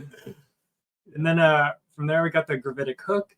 And gravitic hooks are engineering marvels, large suspensory arms that create a gravitic sheath capable of transporting smaller vessels within the protective embrace of a larger starship. These hooks exemplify the Tau's mastery over gravitic technology, facilitating the safe and efficient transfer of craft between vessels. So the thing that's interesting about that one, though, is that is how, again, my understanding of Tyranid interplanetary travel is gravity based. Yeah. So theoretically, they have this technology that the Tyranids would have in order to travel faster than light. So, like, again, we know they can't interact with the warp, or they might not interact with the warp. But there's so many other elements at play. Yeah. I think this gravitic hook came from the Nikasar specifically, so it might not be an example of their tech. Maybe they can't reverse engineer it for some reason. Or they just haven't got the idea to not reverse engineer it, but like further advance it. They got this piece of Xenos tech and like, we'll leave it here. Like, we got our own projects we're working on. But they can't like use it for their ships, to like, sort of engineer a new like drivers. It just doesn't seem like it. It seems like when they get Xenos technology, they might make it slightly more efficient, but they don't change the purpose of it. Like, so maybe they don't have like they struggle with creativity in some way. And a lot of these types of systems where everyone's equal, they do struggle with that individuality, that creativity, that or maybe personal drive to go do something that no one else has done. Maybe the in-world explanation for what that would be, though, that like humans, we do touch the warp, and maybe that's part of like that inspiration or what makes you I don't know, there's like a magic about it almost, and that is what you're doing, is touching the warp in some way when you think about stuff like that. Man, that's the weird thought. I've heard people talk about like the muse a lot, where like what are these ideas that we're getting? We've all had these ideas that just come to you and like, I don't think that was me. We always describe like inspiration as coming from outside of ourselves. So maybe the in 40K the warp is kind of we're tapping into the warp somehow to do that. That's why it's such a violent place. Everyone's like, okay, tap into bloodshed and murder. I like it. But then this is a cool kind of concept. The Tau wouldn't be able to necessarily tap into creativity as easily because they don't have that soul that can tap into the warp. Which is why maybe they have to like see it with their own eyes before they can kind of be like, let's work on something like that. No, exactly. Yeah, where they see the technology like, oh, we could do that too, but better. Right. Yeah. So I could see it. Next, we got their shields. So the Tau's defensive prowess extends to their shield systems, which shape gravitic fields to repel incoming fire. These shields operate with the same protective effectiveness as standard void shields, providing an essential layer of defense against hostile engagements. And then we got the deflector. Excuse me. The deflector is a specialized variant of the void shield, prominently mounted on the brow or the prow of the latest Tau starships. This advanced system reshapes gravitic fields into a dense, wedge-like barrier, significantly enhancing the vessel's resistance to frontal assaults. And when struck from the front, the deflector augments the ship's passive armor, though it can be compromised if the prow sustains damage. So is that like a gravity shield? Like basically the concept is it shoots through this like gravity shield and then it might take away like all momentum or just kind of stop it dead. So even if the missile makes it through, it might just like have no more force. I took it the way that most sci-fis talk about deflectors, which is like, so in Star Trek, the way they described it is like a deflector is like this shield that specifically its purpose is when you're flying at super high speeds and you hit like a little pebble, that would be like micrometeor, yeah, that would just explode your ship. So it'd be like, I think it's the idea is that it's supposed to creates a cone in front of your vessel that pushes things out of the way. So it'd be almost like the gravity would be it bounce off the it's gravity. not stopping, it's more just redirecting. Yeah. Exactly. I don't know. That doesn't make sense bouncing off gravity. I don't know how that would work, but I think the idea is it's more of like a protective shield of some sort that pushes things out of the way or maybe crushes them. Like if it's a significant gravity well, maybe it crushes something in front of it, like the way a black hole would crush something. Yeah. Interesting. Yeah. Cool. Then we got their tracking system. So among Tau starships, the Skedar Can class. Oh, that was beautiful. Look at you. Thank you. Stands out for its unparalleled data storage and processing capabilities. These vessels are equipped with advanced systems that handle vast quantities of information, providing a real-time feed to the ship's turrets. During fleet actions, this processing power can be shared with nearby Tau vessels, coordinating their defenses and enhancing the effectiveness of the entire fleet. Then we got their battlesuits. This is what everyone came here for. This is why this army exists. Yeah. The battlesuits in space is super cool. We'll read this. They also look cool too. It's probably partially why people buy them. Yeah, 100%. Look awesome. That's why the Tau exists. Yeah. No one's getting them for the cadre fire blade. All I can say is I did a Tau army and I didn't have a battlesuit, just tanks. I'm a tank boy, so That's because you're a deviant. That's it. Yeah. So equipped with jetpacks and maneuvering thrusters, Tau battlesuits like the XV-8 Crisis battlesuits leap into the blackness of space, crossing the void between vessels with calculated precision. These suits are designed to operate in zero gravity, allowing Firecast pilots to use the cold vacuum to their advantage. They maneuver with agility that belies their size, dodging incoming fire and finding perfect angles to strike at their enemy ships. In coordinated assaults, waves of battlesuits launched from Tau carriers and gunships, using their mobility to evade targeting systems as they close the distance. Their weaponry, including high-yield plasma rifles, fusion blasters, missile pods, they're designed for close quarters, ship-to-ship combat, capable of burning through armor or striking critical points on an enemy vessel.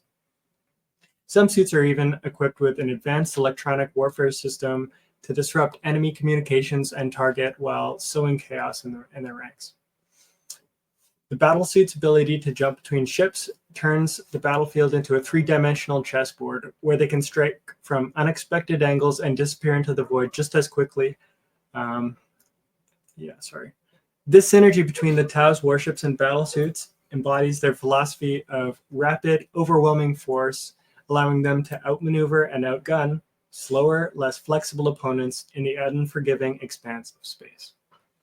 Yeah, it's such a cool image in my mind of just the darkness of space, and then you have these Tau ships that, they're flying to the other spot, and they open up their back door, and a bunch of battlesuits jump out and jump onto the enemy ship, blasting turrets and running around on the outside. That is an awesome idea. Because especially the crisis suits look like they would be for that. Yeah, and just hopping around from ship to ship, and you just have that little guy in there just running around shooting some plasma cannons and stuff. That's super cool. It's just so much different than like the way other races do it, where it's usually like the boarding parties, where seems like it's all exterior damage they're trying to do. They're taking out comms, relays, turrets, all that kind of stuff. But they could also go in if they want to. They could if they want to, yeah. I don't know why they would, because then they'd be in melee, and you know how They- the Tau love that. They don't want that. No. It seems like a superior strategy, though, doesn't it? You just screw around on the outside, Yeah. maybe puncture the hull in a couple places to really mess them up inside, and then Yeah. you're out. Cripple their engine, and Yeah. then they're just a sin fish, you know? Like, exactly. no, I really love that image, man. You can just picture like the cool thing about crisis suits too is like they're not rare. So you could picture them dropping off thousands of these things onto a ship, you know? Right. Yeah. Yeah, very fun. Becomes another mode of delivering ordnance in a way, right? Sure. Right. Instead of a missile, you're just dropping off suits or whatever. Yeah, that then can get exactly where they need Yeah. to be, and yeah. And they're all independent, right? They do whatever they need to do because they know what they need to do. Yeah. It's cool how they seems like they have pretty agile flight too, especially like compared to other like sort of mech suits and other Sure. races that are a little clunkier, sort of just like they Yeah. almost Yeah, like Space Marines are like they get flung at the ship and then they mag lock their boots onto it. That's their movement that they got, you know. Yeah. But Jax is asking if they're environmentally sealed. Yeah, they are. yeah, for sure. Yeah, no, those crisis suits are made for doing like high atmosphere drops and stuff, all types of void warfare, all types of stuff. So it's pretty cool. Cool. All right, we're gonna do fleet ships now. So battleships, the early expansion of the Tau Empire across the stars was carried out on the broad backs of the Korvattra class starship Titanic vessels that served as the backbone of the fledgling Korvattra. that's a lawsuit. Get in Lorehammer legal. Designed during an age when the Tau first ventured beyond their own star system. These Leviathans were equipped with a colossal ether drive. Ether drive, a crude precursor to the more advanced propulsion systems of later eras, where the Galeath was sluggish by the standard of Imperial voidcraft, moving through the warp space at a pace 5 times slower than its counterparts. It was swift enough to propel the Tau into a wider galaxy during the years of their empire's growth. These colossal ships were more than mere transports. With cavernous cargo holds, the Galeath class could haul entire modular orbital stations, way stations, and even message boats. Their decks housed sophisticated research facilities, making each ship a roving citadel of science and exploration. Additionally, they functioned as mobile shipyards capable of hosting and servicing smaller semi-independent vessels. For nearly 100 towers seer? Is that a... That's like a time. Oh, It's okay. like a Tau year, essentially. Okay. For 100 Tau years, the Galeath reigned as the primary starship in continuous production, evolving from Mark 1 to Mark 23 with each iteration, but that's XX3, by the way, Roman numerals. Yep. That's a lot of different marks of ship. Yeah, holy Yeah. crap, 23 Whoa, versions. Seriously, yeah. That's nuts. With each iteration boasting refined systems and specialized upgrades tailored to the needs of the ever-expanding Tau Empire. Yeah, that is just crazy. And it's not like it's like every ship sucked and they're trying to make a better one. It's like everyone's actually better. These aren't iPhone upgrades. These are actual upgrades. Fun times. Yeah. Where are we at here? Oh, however, the class met its match in the blood-soaked void of conflict against the savage brute force of orc terror ships and keel cruisers. The Galeath's shortcomings became brutally apparent. These vessels were not conceived as warships, and despite their formidable size, they lacked the firepower and the resilience to hold the line against the relentless assaults of orc hordes. This harsh reality accelerated the development of the Ilfener class. I guess that's how I'm Ulfener? The ill-fated. ill-fated Finner class starships, more agile and combat-focused design intended to take the fight to the enemies of the Empire. With the introduction of the Ilfinner, production of the Goliath class plummeted by 85%, marking the end of an era. Yet the Goliath did not fade entirely. Many still ply the stars, relics of a bygone age. Sorry, I screwed that reading up, boys. Sorry about that. The nice part about this is we edit it all in post. So I don't think you can clean it all up. No, trust me. I have the best editors. We edit it all up. Every stumble, every it's all flawless when it gets edited. Flawless. One such relic, the Goliath Kessan. Just go with the first one. It's always one. Represented the pinnacle of the class as the first Mark 24 design. It was tasked with leading an expedition under the esteemed ethereal supreme Lar'Shi to gather intelligence on the enigmatic Farside enclaves. The Kassan's mission remains shrouded in mystery and is unclear in further iterations of the Goliath class. It is unclear if more will be constructed, or if the design will finally be consigned to history. That's one thing about the Tau that's also a little tough for them, is just that there's a lot of lore mystery. Like I can even appreciate adding a little bit of that. You're like, oh, there's one left, but it's off doing something. Because like that's one of the things when your lore gets to a certain size, you need things to be mystery. That's where you play when you're he's right. When you're in the lore, is you play with those mysteries of what could this be? How could this work? Maybe it operates this way, and you get to play with the ideas. When they answer questions, it doesn't even like you read earlier, they dropped production by 85%. That's like, okay, such a specific. I mean, that's like precision, and I know that fits stylistically with the Tau, but it leaves less room for you to mess around with lore. Like, oh, maybe my guys are on a secret mission, and they're on this kind of ship. But if there's too much specific stuff, you don't get to play too much. So like, some of this is even good. Like I can appreciate them adding in like some mystery there. That's a good point. Yeah, they really like Tau only have like one big mystery to really dive into, and that's like, what do you think their relationship between the Ethereals and the other cast members are? That's really the only thing we don't fully know, and that's a fun thing to play with, but you can only play with that so much. Right. Yeah. So I do appreciate also that they have that whole weird thing, like what is going on with Farsight, but then they answered a whole bunch of those questions, and then it means it's like, okay, now there's even less to play with on this. There's also that like new four-armed entity god that they kind of created during the Force Sphere of Expansion. There's like some type of fucking deity that they've been working on. That's nonsense. So I remember kind of going over that episode and just being like, I don't think I even want to commit this to memory. It's so bad. Like, you're telling me the Tau somehow are making a fucking warp god? I don't know. It's because they saw other races do it, and they're like, I can make battleships and warp gods. Okay, I'm back on board. This is why you're here. Yeah. Fair.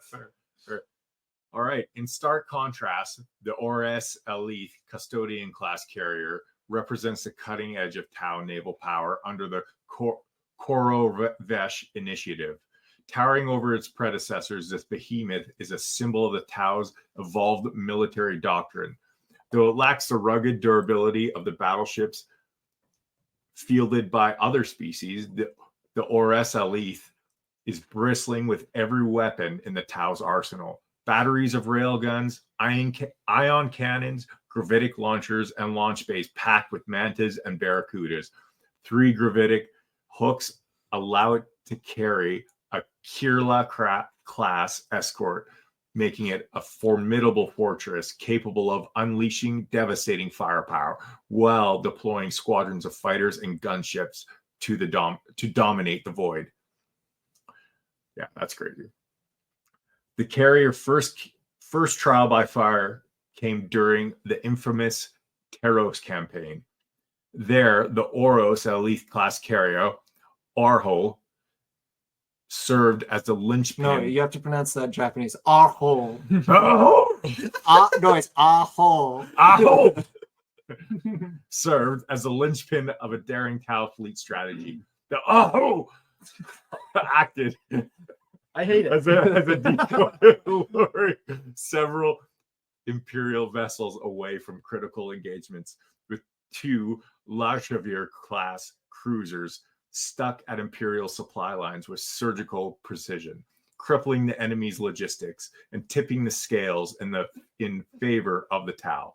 The success of this operation cemented the Orsleth class as a cornerstone of the Tau naval doctrine, proof that while they may lack the brute strength of the other races, the Tau can still triumph through calculated precision and strategic foresight.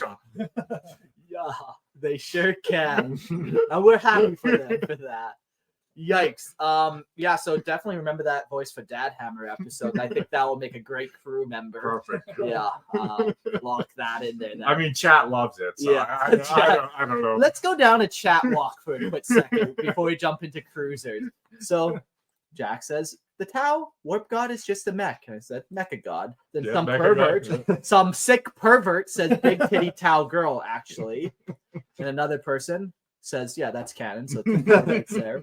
Then somebody says, hell yeah, I mean heresy. No heresy with the Tau. But basically there's some deviance in the chat. That was me. I'm the deviant. Yeah, up next we got some cruisers. The Il'Fanar, the merchant class starship, represents a crucial evolution in the Tau's early attempts to unify the expanding domains. Conceived as a new workhorse of the Empire, the Il'Fanar was built with reactors far smaller than those of the hulking Galeth class, but its nimble engines allow it to achieve speeds that were a third of those of Imperial starships' warp drive. This increase in speed was vital for knitting together the burgeoning star systems and the fledgling empire, enabling swifter trade routes and communication across vast distances. So hold on, they can go a third of warp travel? I think what they're saying with this is like real space travel. So you have your real space engines, because I'm pretty sure that's what they're meaning. Like you can go. Yeah, there's no way they could go. If they could go a third of warp speed, then that's crazy. That's pretty good. Then all of a sudden all their complaints are irrelevant, essentially. Yeah, they can go anywhere they want. Yeah. No, I'm pretty sure they mean like real space engines that must flight. That's interesting though that the Imperium ships are still faster. Yeah. Even their faster brute ships. Power. Yeah. Maybe just partly magic. Right, fucking magic, yeah. The sheer fucking will to dominate. Yeah, who knows? However, the small escalating conflicts with the Orcs demanded significant modifications to the Il'Fanar design. Field adaptation saw much of its cargo space converted into weapon mounts, transforming this erstwhile freighter into a capable combat vessel. Throughout these early wars, the Il'Fanar served primarily as a warship until the introduction of the Lar'Shi class. Even as new designs emerged, the Il'Fanar remained a versatile and indispensable asset, holding the line in numerous engagements and proving its worth as both a transport and combat ship. The Lar'Shi Hero class starship stands as a testament to the Tau's determination to match the might of the Imperial naval forces. Designed to respond to the Tau's first encounters with the Imperial Navy during the Damocles Gulf Crusade, the Lar'Shi was intended to rival the formidable Lunar-class cruiser. While the Lar'Shi ultimately fell short of its ambitious goal, it nonetheless became a solid ship of the line for the Tau protection fleet. Its advanced systems, though not a direct match for Imperial firepower or resilience, made it a credible threat on the battlefield, and a symbol of the Tau's commitment to the ever-evolving naval capabilities. The Lar'Shi Veer Protector-class cruiser was developed by the Tau's primary warship, took the lessons learned from the previous conflicts, and focused on raw firepower. Where it lacks in the thick armor and layered void shields that define Imperial vessels, the Lar'Shi Veer compensates with devastating weaponry. In the Taurus campaign, 2 of these cruisers wreaked havoc on Imperial supply lines, where their Ori's El Elith class carrier counterpart drew forces away. Armed with railgun batteries, ion cannons, and gravitic missile launchers, the Lar'Shi cruiser unleashed focused and overwhelming volleys while deploying Barracudas and Mantis to secure air superiority and strike key targets. Yeah, this ship kind of just sounds like they all sound like they just like shooting from a distance, blasting them, keeping distance. It doesn't sound like they're always the most fastest or heavily armored, but I think it's just like that space and that distance they create. Yeah. It kind of actually makes sense. What we talked about with the aircast is these aren't soldiers necessarily, and they don't have that mentality. They're not firecast or earthcast. Fire. Yeah, firecast. When the firecast. They're not bred soldiers, so they don't really want to be engagements. They do what they have to, but they're not bred for battle. Yeah, that checks out. Their tactic is just blast. They're just Blast smack them, them. yeah. Yeah. How'd you do this? The little puri.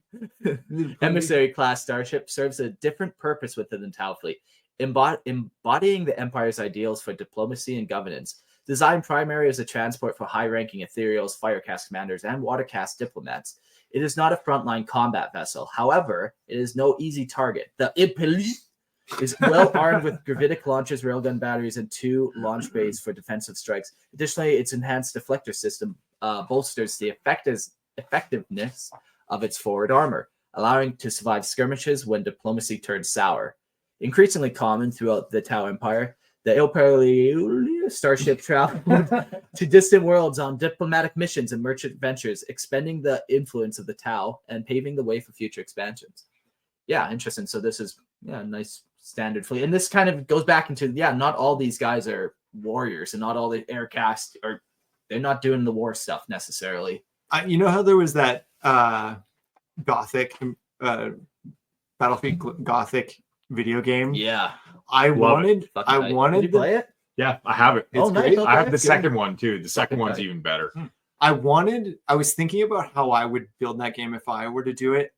And the way I was thinking about it is like, I wanted each race to have their own way of fighting and not like just, oh, this is how their ships are and this is how their ships are. For example, I thought the Necron should be like devastating, like as in they're going to win almost guaranteed, but there's a mechanic where if they don't win the battle in a certain amount of time, then half their fleet turns on themselves as like one of the other underlings says, oh, I could do this better, and tries to take over, or like one That'd of be them the worst thinks- way to lose, but no, but like that's part of the mechanic is like half your ships are going to switch sides if you don't do a certain thing in a certain amount of time, Sure. or you have weird mechanics. It'd be cool too if like the Tau, when their ships are going on, like they're going to be super fragile and they have to like skirt, like kind of doing a whole bunch of Kiting hidden- and exactly, that sure. kind of a tactics. So like the way you play is lore based. I think that would be awesome. I know they never build a game that way because people are always about like gaming and like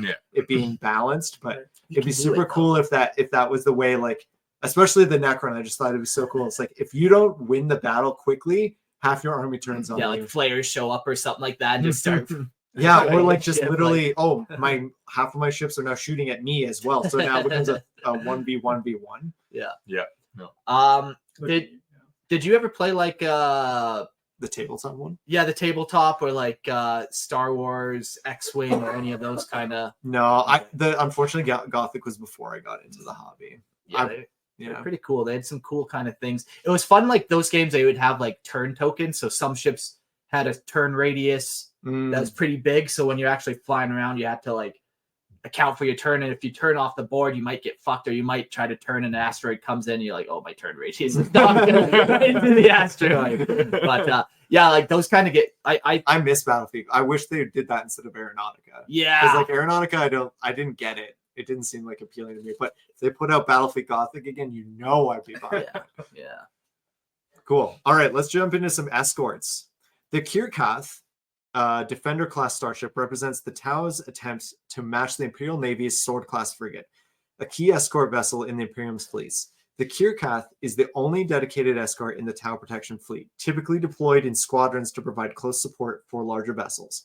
In battle, these ships form protective screens around the fleet's more vulnerable assets, using their weapons to engage smaller threats and intercept incoming fire. The Kir'Kath suffers from a significant drawback, however. Its phased warp drive requires lengthy recharge times. While it can execute multiple warp drives in quick succession, the drive then needs to cool down for an extended period, up to a full rot'a, before it can be used again. This limitation hampers its scouting capabilities, as the ship risks being stranded deep in enemy space or unable to retreat if it exhausts its warp drives. As a result, the Kir'Kath class squadrons are strategically positioned throughout the Tau-controlled space, ready to reinforce heavier units when needed, but rarely serving as advanced scouts. The Skethquan class starship is the smallest fully self-sufficient vessel in the Tau fleet. Essentially a mobile drive unit attached to a modest cargo hold, its primary role is communications and data management. With sophisticated systems designed for transmitting strategic information across long distances, though it wasn't originally intended for combat, the Skethquan's capabilities have become adapted for battle. Its limited weaponry is intended for more defense than offense, making it a valuable support ship during fleet engagements. Typically, the Skethquan, I'm pretty sure I've said that different every single time, stays close to capital ships, assisting in countering enemy aircraft while relying on larger vessels for protection against warships. This one's kind of neat. Like, the Imperium, they have their Astropass for communications. These guys, they need like a big old communication relay ship, essentially. Right. Kind of neat. Yeah. Yeah. Antennas everywhere on that thing. Yeah. I could see, like, I'm picturing, this gets me pumped for Battlefield Gothic, because I would love to play that so much. I just love the idea of the ships, and painting those up would be like, that would be awesome. Yeah, with 3D printing, man, I bet you could get that going pretty good nowadays. I do, but dude, 3D printing is like this close for me, but it's just, I still want like that. It'd be hard. It'd be taking a step back in quality still from what GW makes, and it's worth it for me still. But it's this close. It's this close. Give it another couple years. It'll be there. I ordered a bunch of like 3D printed Lord of the Rings stuff, and like the chainmail on it was mind boggling. Like every link, that dude actually like linked that chainmail together. It's fucking crazy. That's crazy. Dude, it's coming. It's gonna be there. Not too long, but still, if they made it next year, I'd buy it. Okay. Yeah. Let's go to the Cassel, the Orca class gunship. It was created to serve as the Tau's fleet's first true escort vessel. Since the Tau lacked the technology to produce compact drive systems that could power an independent escort ship, the Cassel is carried into battle within a capital ship's gravitic sheath.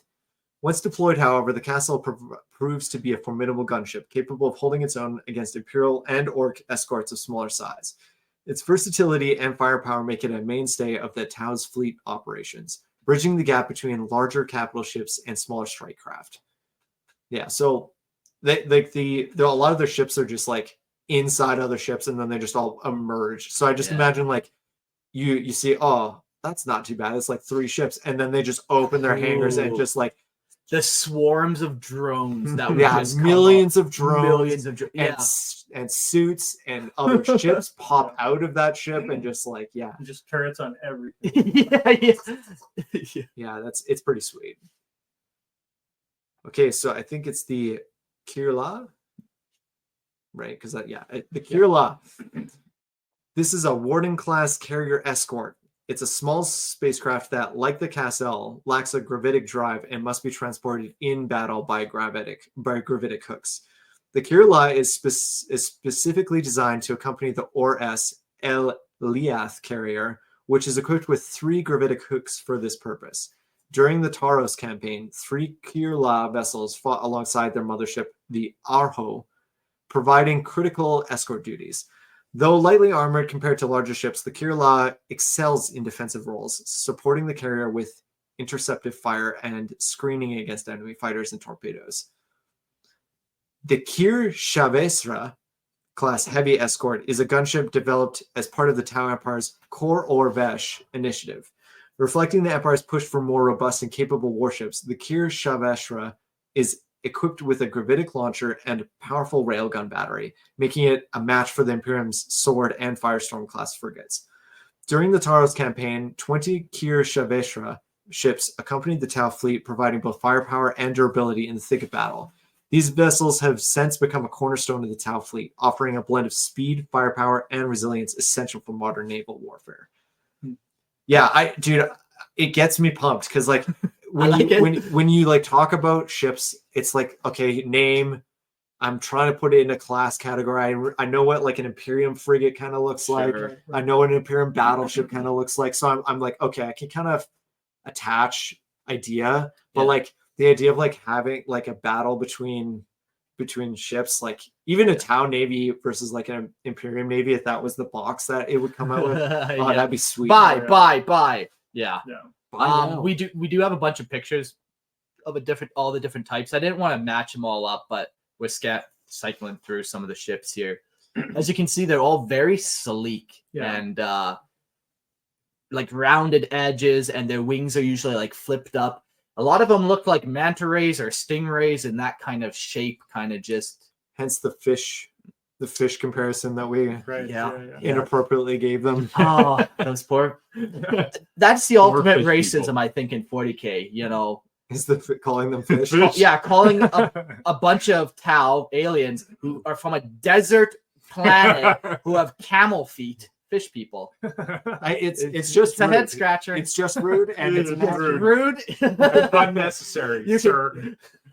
You can call them a commie, and you might be right or you might be wrong, but you can't call them fish.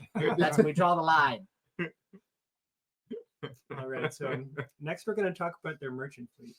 So the Tau merchant fleet stands as the Empire's stalwart arm of commerce and trade, a vast armada of state-owned starships entrusted with the vital role of managing the Tau Empire's commercial endeavors across the stars. I know you say state-owned, but everything is state-owned. Yeah, in the unforgiving expanse of space, where pirate raids and incursions from rival stellar empires are ever-present threats, the merchant fleet's vessels are armed to the teeth. These ships, originally conceived for military purposes, have been repurposed for their current roles, but remain more than capable of defending themselves against even the most formidable opponents. Each starship in the fleet is a legacy of earlier military design, now assigned to civilian tasks, yet retaining its battle-hardened capabilities. Crewed exclusively by the aircast, these vessels continue to serve with the same discipline and skill that characterized their previous military engagements. I don't know if you know this, Mark, but aircasts aren't mechanics, right? No. Would they just have drones and stuff doing all that work? Yeah, or they would have like Earth cast members on it, not air. Okay. Yeah. Oh, interesting. Yeah. So like they're crewed by aircast, but they might have like a detachment of earthcast running around. Yeah, exactly. Like the aircast are the ones piloting, and they might be manning the turrets and stuff and doing like the comms and doing stuff like that. But yeah, any like engine monitoring and stuff, they would definitely have the earthcast crew doing stuff. I think that to answer Jax's question about who makes them, I'm pretty sure it's the earthcast. The aircast don't make the ships; they just pilot them. Yeah. Right. Yeah. Yeah, and then I guess these excuse me. The merchant ships, I guess, are just the previous like military ships that are are now obsolete for war, but now are just they're like, oh, you guys can use them now for the galaxy is a dangerous place. You still want guns on your ships, even if they're just like ships. Not that the Eldar pirates would bother with because they have no souls, but but something else might try to steal your stuff. There's a big galaxy full. There could be a rogue trader who just wants to steal your ship. Yeah. I hear there's a Necron who just likes to capture people and put them in Pokemon balls. That could be you if you're not careful. So in the dawn of the Tau Empire's spacefaring age, around the 39th millennium of the imperial calendar, there was little distinction between trade and conquest.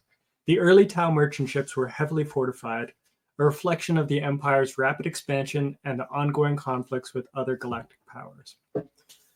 These robust vessels played a crucial role in the Empire's meteoric rise from its homeworld. However, in the Damocles Crusade presented a harsh awakening.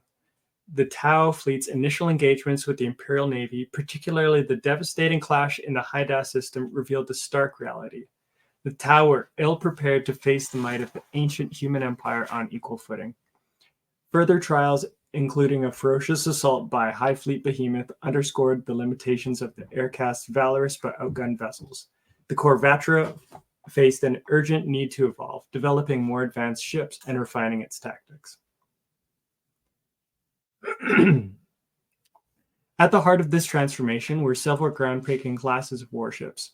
The Ilpori class cruiser emerged as a test bed for new design philosophies, followed by the formidable Shivastra escort and the mighty Ors El Leith class battleship, complemented. Maybe people would play Town more if they could pronounce it.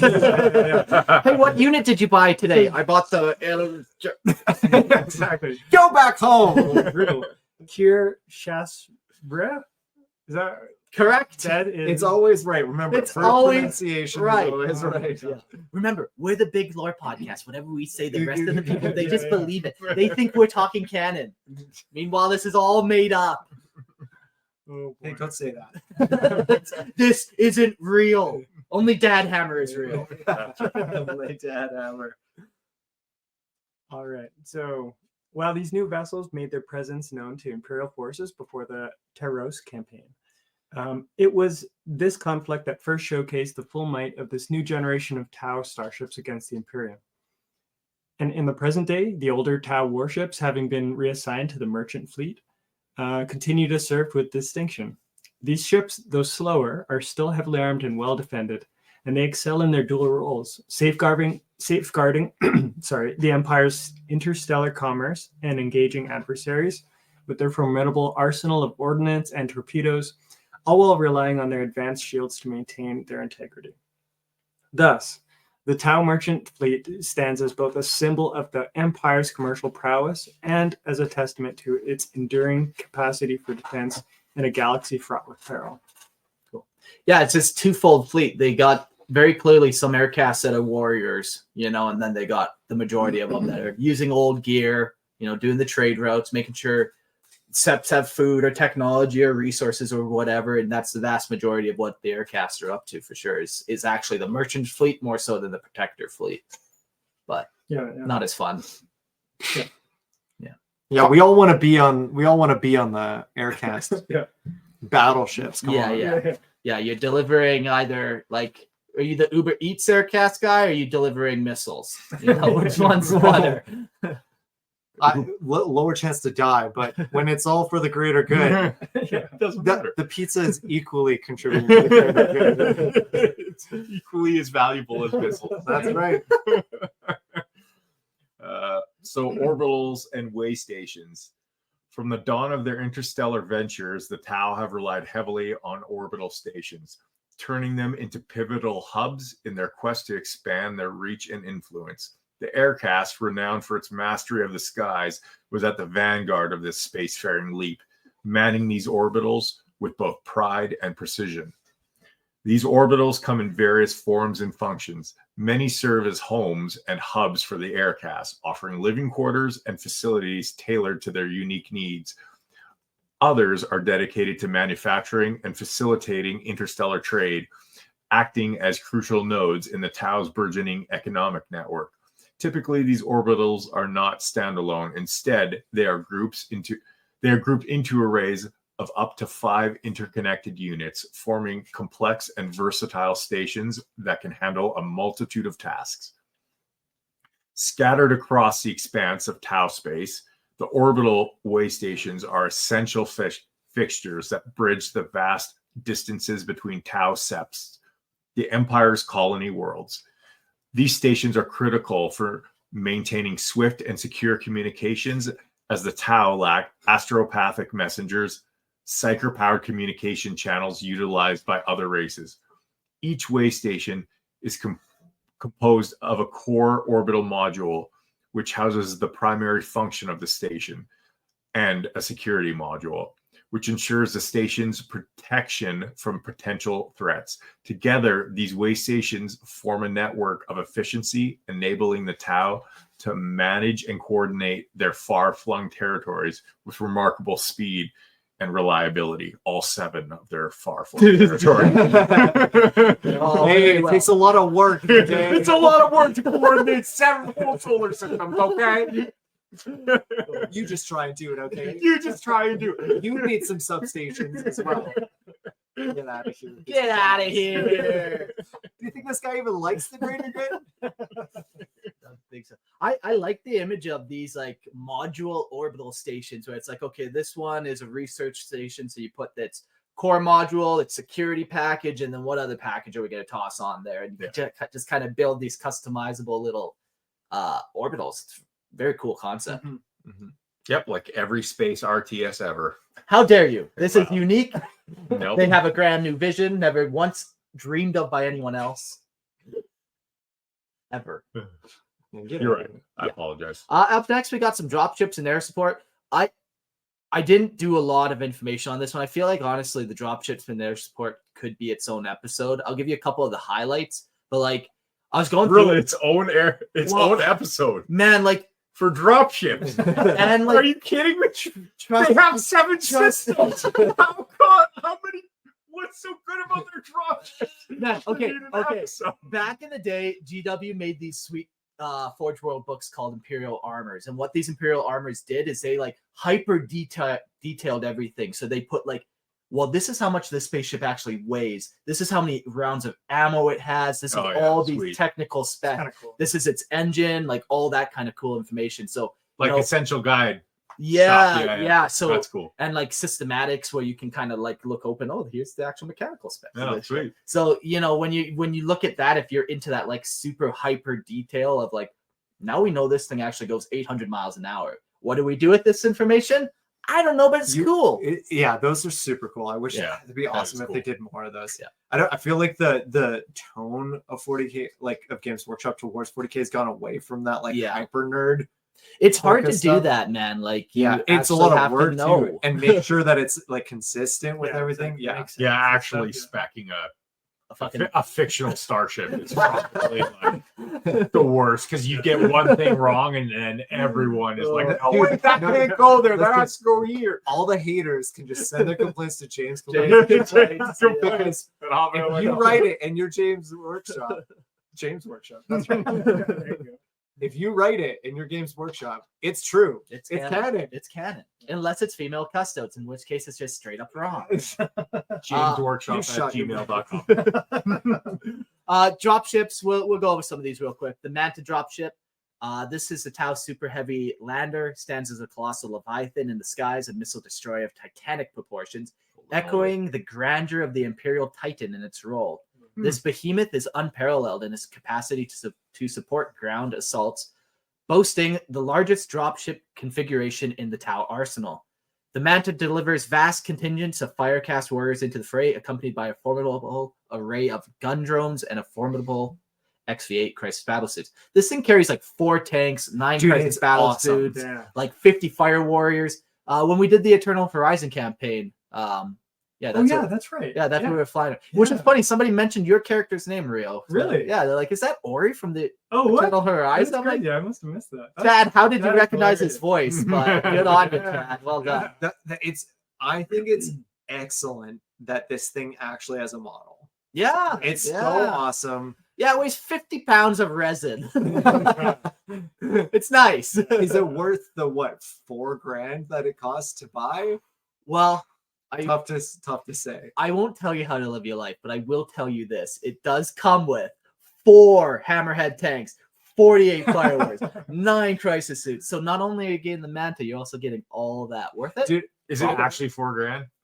I think it's 3. It's 3. Either way, it is kind of awesome that it just exists. Yeah. Like even if they did it just as a meme and like expected to sell none of them, but just like box. It's huge. It's huge. Wow. Yeah, that's a little We're tower. looking at it right now. Yeah, crazy. That's crazy. Do you have an image of it in the? I don't know if I put one in there. Like I said, Google Image is a godsend. Yeah. You can look at my shitty Google Images that I don't even adjust size and scale. Yeah, just throws them in there like an animal. Yeah, I don't even label them. No, but this model is super awesome, and it just like you get it. I think like my favorite part of why it's like why I love it so much is that it gives you a sense of the scale of the thing. It is like a battlefield-sized plane. Yeah. And for somebody to use it in a game would be incredible. Like I don't even know. It's like Yeah. putting a Warlord Titan on the Yeah. table. Like, what the heck is this? Yeah. The crazy thing about this thing too is it just kind of hovers in spot. It can hover in spot, or you can zoom it across the battlefield too if you want. You can fly it around and actually move the damn Dude, thing. it can't but- even fit in your deployment zone. It doesn't fit on the table. needs its own special rules just to deploy. There's a bunch of information on that. It's one of the coolest things. Like I said, I think we should just do an episode on these fleets. I'm going to name off some ships: the Orca drop ship, the Barracuda, the Razor Shark, the Sun Shark, the Tiger Shark, and the Remora drone fighter. They all have a bunch of different roles and purposes. Like I said, we'll come back to it soon. TM. We'll be back to our sweet cowboys and their cool tech eventually. Cool. Let's just jump into some of the ships that end up joining the Tau on their adventures from Yeah. the auxiliary species. So the Kroot have a warp sphere. It's a Kroot ship. War Sphere. This one we War, have to sorry, get War correct. Sphere. I'm sorry, Yeah, it is a War Sphere. James complaints. Yeah, Gmail. yeah. James All Workshop pronunciation at issues. gmail.com. No, don't confuse them. Okay, that's just Oh, there's another two complaint. now. There's two now. Oh, we're James- growing more powerful. James Workshop. A War Sphere is a cruise spaceship which serves as both a mobile town and a war vessel. They are the last vestige of the power and advancement of the Kroot prior to their move away from technology. Each war sphere resembles two ringed city domes cut from a planet's surface and welded on either side of a massive spindle. Yeah. Hilarious. Pretty cool ship. Insane. Yeah. They can do that, but they can't sew pants. No fan. Priorities, man. Priorities. You don't understand. You would never understand. The Niskar. The Niskar Dehose. Dows? That's the name of their ship, the Dehose. Dows. They're small, elegant yachts that are propelled not by engines, but by their captain's formidable psychic abilities. They possess incredible maneuverability and, when upgraded with Tau weapons, pretty decent firepower. However, they are somewhat slow for escort-sized ships, and they lack interstellar drives, meaning that they are like the Castle. They must be towed into battle with gravitic hooks. Then we have the Demiurge. The Stronghold-class commerce vessels is a small vessel of the fleets of Demiurge. They are nonetheless well-powered, large, and technologically advanced. These ships are factories of ore processing vessels and are often bases with which are where they move between systems and asteroid belts, grabbing resources. They're also bases for a fleet of intersystem asteroid mining pods, hull flyers, and prospector probes. It is theorized that many of these are automated. But who knows? Who knows? No one's ever been on one. Yeah, like the Demiurge now fill a very interesting niche of, are they retconned? Are they now lumped into the Leagues of Votan? When I was reading this and writing some Oh, stuff on interesting. them, like it could go either way. This ship looks like it has been changed into a Leagues of Votan ship, technically. Oh, interesting. But- And so these might be like Votan that work with the greater good. Yeah, because Interesting. yeah, the Demiurge were supposed to be like some type of space dwarf type thing. Sure. After the squats, once the squats kind of got away, they tried to do something with the Demiurge and never really went anywhere. And then they did the Interesting. Votan. I just like how they fit in a Gnostic Christian term into Which one? Demiurge. Oh, Demiurge is a Gnostic Christian term for it's a whole mythos, but people look it up if you're interested. but what is, So what is it? yeah. So the Demiurge are the real the real Jews. no the real Sorry, The Warhammer real- legal. My bad. the real enemies of humanity. Oh, Mark. Oh come no! on. Just Yeah. my bad. Inadvertently racist. Yeah.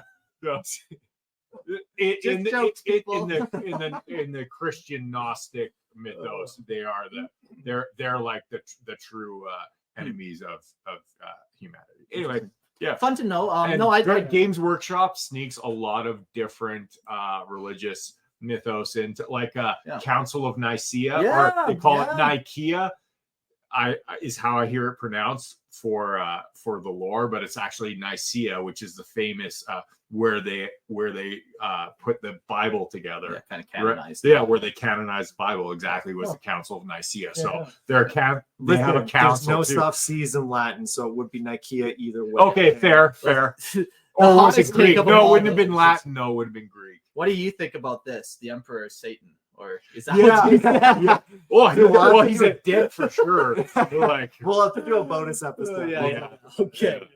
Fun fact: Akin of Votan did join the greater good. Yeah. So who knows where this demiurge fit. The other thing about all there's we kind of mentioned earlier, there's a bunch of minor Xenos that have allied themselves with the town. They might need an episode 2 eventually, because there's a lot of them. There's like 25. And I know we've kind of dived in multiple times, but yeah, I thought you we've guys gone with covered both them. feet. though. we have, but like it looked like there's a bunch of new ones. And even Oh, just is there? Nice. even in the 2 years that we've been gone, man, the amount of information that's come out on just every topic that That's seems to have awesome. opened up, That is cool. it's like, Yeah. So, everything could use another little loving caress, but not Well, just from a different angle. Do the same. an angle, yeah, underneath the. But yeah, that's kind of the Tau fleet. They got a lot of different things, a lot of cool technology. The plot hole, like we said 1,000 times, it sucks that they just can't go anywhere. They got all this cool shit, but they can't show it off. Well, if the Tau were able to, it would kind of ruin their lore. So, like, I hear what you're saying, but if they were able to travel everywhere, then what would they be? They'd be an integral, like they'd be the biggest empire, and then it would kind of, I don't know, defeat their whole Like purpose. their whole concept is like the new, the upstart, the young. So it's like to make If they make them intergalactic, then it just feels it defeats their whole vibe. So the third option that we've yet to discuss is just get rid of them entirely. Yeah. I mean, Just fuck them. Gone from the range. yep. Redcon. Retcon. Retcon. Yeah. I think my favorite image in this whole episode, I think, is just the battle suits and just that kind of image of them jumping out of the ship, landing in blasting holes, bodies are getting sucked out of the holes that they're shooting into the ship. Like, just space combat is a fucking wild thing. Mm-hmm. Yeah, for me, I just picturing the different ships and imagining what a game of Battlefleet Gothic would look like with them on it would be so awesome. It would be sick. Yeah. Were they in the original game? No. I don't think they were. No, definitely not. Like, I wonder if there was like tabletop an Battlefield expansion that came out because I remember because they had Chaos for sure. Yeah. They had Imperium, obviously. I think they had Necron Yeah, and orcs. and Orcs. Yeah. And they probably had Eldar too when Yeah. Eldar and were Eldar. there. Yes. Oh, I could be wrong about orcs. Maybe it was Eldar. But I don't think that Mechanicum wasn't really as much of a thing back then either. And Tau were pretty old, but I don't remember them being in Gothic. So I did a quick little Google image search. They have minis, but who knows when those were? Yeah. They could be 3D printed, whatever. I don't This is recall from them. the game too. That's Yeah, not that even is real. graphics, not miniatures for sure. Hmm. But they have some of that. sweet. I hope But they I do do make recall- another Gothic. I think that'd be sweet. And I'm just picturing all these ships and doing like. I didn't how they even know it was play. out of like print now. I didn't. Oh yeah, for like A decade. yeah. 'Cause No, I but loved it back in the day. I thought it was sick, and I had no idea. I like the boards you can set up too, where you can set up like meteor belts or like smoke clouds or whatever. You set up different nebula. nebulas where it's like, okay, if you get close to this, you get sucked into it. So now your turning radius is double or whatever. But I mean, like, you could dude, just that's play so it. sweet. Yeah. You could just play it on PC with like your friends, anyways. we're and minis guys here. I know, but it's I want the minis. I want to paint it. I want fair. it to. it in my hand. Dude, that's so awesome too, because that was the way Games Workshop built games back in the day, was with like, oh yeah, you go closer to the planet, your turning radius will go up. Yeah. That's so cool. Yeah, they had That's awesome. a lot more complications and rules, and like that can be fun if you're playing it for sure, because But you get it- those cool moments. It would be a simpler, since it's like you're going to only have like maybe 10 models That's true. total on the board. Yeah. You can have. I'm okay with having more. Like when you're doing a 40K game and you have like each side has 200 models, then it's like, okay, I can't handle complication for all of this. But if you only have 5 models that you have to keep track of, complication is fun then, because then the variability of how you play comes from the rules. for sure. Okay, Oh, dude, I'd be in so hard. Okay, so what you got to pick one or the other. Would you rather do Battlefield Gothic minis or that Adeptus Mechanicus where you're playing the miniature knights and warlords and battle and all that? Dude, I wanted to get Titanicus too. Okay. But I only have so I'm much talking money. to the wrong guy. Hey, you want to do some Warhammer? Son of a bitch, I'm in. Yeah. Dude, it looks. I've seen it played though. And it's Yeah. awesome. You can play huge battles with Yeah. so few with like. So that's that newer thing. I Yeah, it's don't epic know fail. about it. Yeah, okay. So it's like you There have are a mini squad minis, of yeah. Astartes as one unit. Yeah, and like that's you sick. play with like a couple warlord titans on Yeah. the table. Oh, dude, if I had enough That's cool. time/money to do it, I would be so in for that Yeah. too. Yeah. Yeah, that sounds fun though. That one, like you can like Oh, yeah, rev there up it is. your engine so then you can put more power to your Nova cannon or to your shield Oh, or yeah. just whatever. Those kind of like micro management details are Yeah. could be super fun. Yeah. Sweet. I don't know. Fuck the Tau. You want to hear some closing thoughts? Yeah, dude.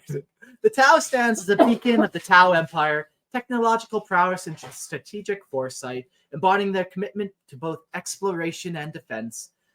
As a formidable force in the galaxy, it combines advanced ship design with discipline and innovative approach to war. Discipline? Whether through the versatile Barracudas or Razor Sharks or the mighty or less La Plus class battleship, the Tau Navy continuously adapts and evolves, reflecting the Empire's unyielding drive toward the greater good. Each vessel, from the smallest drone to the largest capital ship, plays a vital role in securing and expanding the Tau's influence across the stars, ensuring their place among the most sophisticated and formidable fleets in the galaxy. Yeah, they're cool. Like I said, I think my favorite thing is just battlesuits, man. Jumping out battlesuits or drone technology. Yeah. Railguns are sweet. Yeah. Always a fan. Yep. Crude are pretty cool. Crew, yeah, it's crazy that Crew have like warp capable craft. I've always wondered that. Like, why did the Tau not? Like, Yeah. Dude, we already discussed this. oh yeah, They can't do it. They can't. Otherwise, it just defeats them. Yeah. Get it out of here. Get it out of here. Okay, we'll just keep making up more minor Xenos to give them so they can be warp adjacent, I guess. Do the Vespid have ships? Yeah, they do. They're Jackson's called like asking. stalactites or something, and basically, yeah, picture like kind of giant Really? stalactite. Yeah, and Oh, like weird. so the Vespid are like bugs. Yeah, I remember them actually. Yeah, so kind of think like them making a wasp nest, but like a Oh, ship, you that's know, wild. like where they're kind of regurgitating their ship almost. So it's and, like a bio ship. almost, yeah. And then its Interesting. shape is like a stalactite. It's actually That's kinda cool. Yeah. I was going to include that one, but like I said, I think we need to do an episode again on the some of minor these things, Xenos, whether yeah. it's like we talk about the races and space combat or like whatever, but there's a lot more there. Yeah, because I assume they're going to get some new lore. Adam just mentioned that they're going in that new Kill Team box. So Oh, I assume yeah. that the Vespid are going to get a whole bunch of new lore. Well, and that's what I'm saying. Even Kroot got a Kill Team box since Lorehammer. Yeah, So like, you know, that's a whole new whack of lore right yeah, there. because they have a whole new they have like a new detachment that they use for rules, so they have their own way of playing now. Yeah. So you could just do a whole crude army, Yeah. which is something that you couldn't do before, but now is like Getting closer That's for cool. sure. Yeah. I don't think it would be good, but you'd Yeah. that's never good. it's never good. But yeah, that's probably my favorite potential for the Tau though, is just to bring in more minor sort of Xenos Yeah. just into the mix. I think it'll just add that color that they kind of need, and depth, Yeah, I've always Yeah. liked that stark contrast of like the Tau sleek, clean white panels next to like, you know, some savage bug creature or the Kroot comfort. Stalactite. Yeah. Yeah, you know, where it's just that Yeah, or some dichotomy or bugs whatever. flying around. Yeah. Very cool. Cool. Well, I think that's this episode. For those hanging with us, don't forget to check back on the Discord. We're doing a Dad Hammer app after this, so Yeah, come man. find the link. Yeah, let's give some shout outs. Lorehammer listener lore. I'm still doing that. I'm almost at 200 episodes. I think my next big goal on that is we're doing the Warlords event. So I'm going to be reading out all the Warlords kind of lore, battling them off. I think we're down to the last 5 of the 20. So that should be pretty Nice. fun to do. Nice. So go check out Lorehammer listener lore. It's a separate podcast. James Complaints. JamesComplaints@gmail.com. I didn't get one this week. So you know what that means? What does it mean? I have done nothing wrong. Whoa! I made no Somebody ready to mistake. complain about that. He's making shit up. Listen, we'll get so many JamesWorkshop@gmail.com. we'll get so many complaints from this Tau episode, I'm sure. Yeah. We just dumped on the Tau Yeah. for 2 hours. But yeah, no. jamescomplaints@gmail.com. I got no complaints this week, so that means I did everything perfectly. You are in complete agreement with everything I say. Complete 100%. And I'm the perfect presenter of Warhammer lore. So you are Lorehammer now. I've been told that by many. Yes. cool. No, hey, if you want to support the show, don't forget to go to Patreon. You can watch the live stream. You can. Oh man, we haven't done call-ins yet. If anyone on the chat wants to call in, shoot me a message or post in the comment right now. Maybe we'll linger for a hot second if I get something real quick. Here, I can throw it right. I can throw the invite right in the chat. Yeah, if somebody joins real quick, I'm going to read out the Patreon names. We got Lorehor, Grower, not a shower. Viper 13. No, that's grower, not a shower. Oh, not. Which is even funnier. I don't know if I like that. Joshua, James, and Artemis Dream.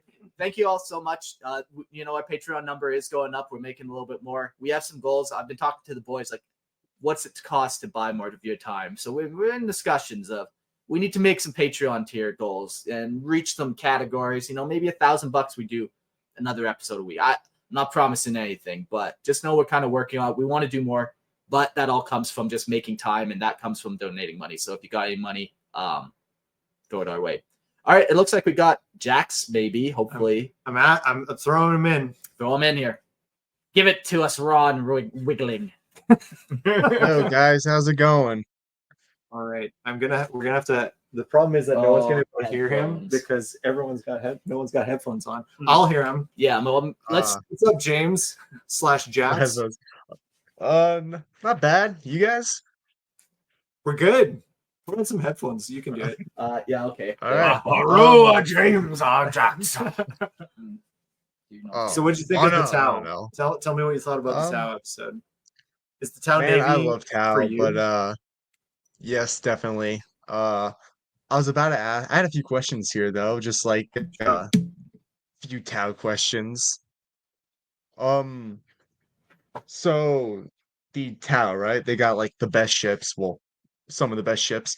How many ships do you think it would take for the Imperium to destroy like one Tau ship? Or like if it was a 1v1 against your average depends on the Imperium ship class, versus your right? average. I think most of them are Uh, pretty evenly matched, though. Like, the Tau, they've seen that, the Imperium are making these cruiser style ones, so they make the equivalent. I don't imagine they'd spec them to be slightly better, or at least try to, but maybe they're just different, slightly different, and not necessarily better. But they're definitely like tiered to be equivalent. That it could go either way in my mind. I also think it would depend on what manner are they meeting in, because like Sure. if because like the Imperium ships are kind of designed to be like that kind of Navy, old school Navy from like the Napoleonic era broadsiding Sure. with all their rockets. Is it a ambush, or is it like a straight up fight, like they know they're there? Because I'd give it probably to I think the Imperium ship might have a little bit of advantage in an open fight, but I feel like the Sure. Tau would probably be able to ambush a little bit better, be a little more Yeah, so like maneuverable, if get away. it's like, yeah, they're going head to head, yeah, would give it to the Imperium. It's got the heavier, shielding in the front, but yeah, if the Tau get that drop, then it's theirs. Yeah. Okay. Another question I had was the Tau tech jump. Basically just on the Unity and stuff, or like if they stole it. Basically what I'm asking, if the Tau were somehow more unified than they already are, somehow, like if they all become just one collective hive mind like the Tyranids, do you think like they would just progress so much that they'd like discover warp or figure out the warp, how to do it safely? I don't think so. How I to don't think traverse it safely. I don't think so. The Tau are not gonna hive mind, because part of the reason the hive mind and the Tyranids works is that they create one consciousness when they put together. But if you just like connected all the Tau's brains, it just mean they could talk faster. I don't think it actually like connect to make them smarter. Also, I think there is a cap on technology levels. I think you can only get so technologically advanced before you need like warp tech stuff to make things. before better. it's that next, like, now you're incorporating magic, and at that point, then what are we talking about? Yeah, well, I mean, that makes sense. Why did the Emperor need the warp to create the Primarchs? Because they couldn't do it with just science. Yeah, There's like so a limit. there's definitely a limit. So like, yeah, even if the whole Tau united, they're still just that upper limit. And how close they are to that, it's hard to say. But I mean, the Necron always throw a little bit of a wrinkle in that, but they also literally had gods working with Exactly. them, so maybe that breaks that too. good question. All right. Very interesting question. Yeah, cool. Thanks, James. Sus James. I don't know Also, what to call him. last my last bit of piece here.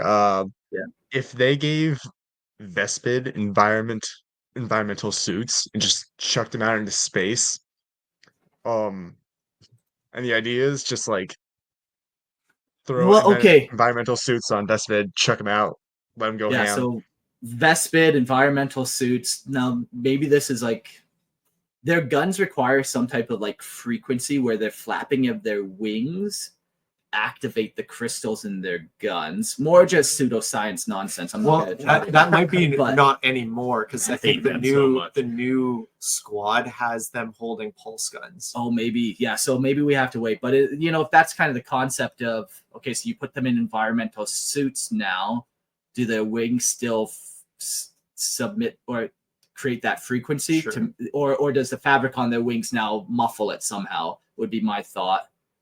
Yeah. That's just up to your own science interpretation in my mind, though. Yeah. But great questions. Thank All you right. so much. All right, Thanks. see you, James. We Gotta go. Have a good one, guys. See ya. Yeah. All right. Well, that was a fun episode. Thanks everyone for joining. Like I said, we're doing a Dad Hammer. Look for a link in the Discord. Get involved. Donate on Patreon. If not, we'll see you all next week. I think on the next live stream. Thanks, boys, for joining. See ya. Thanks for having me. Peace.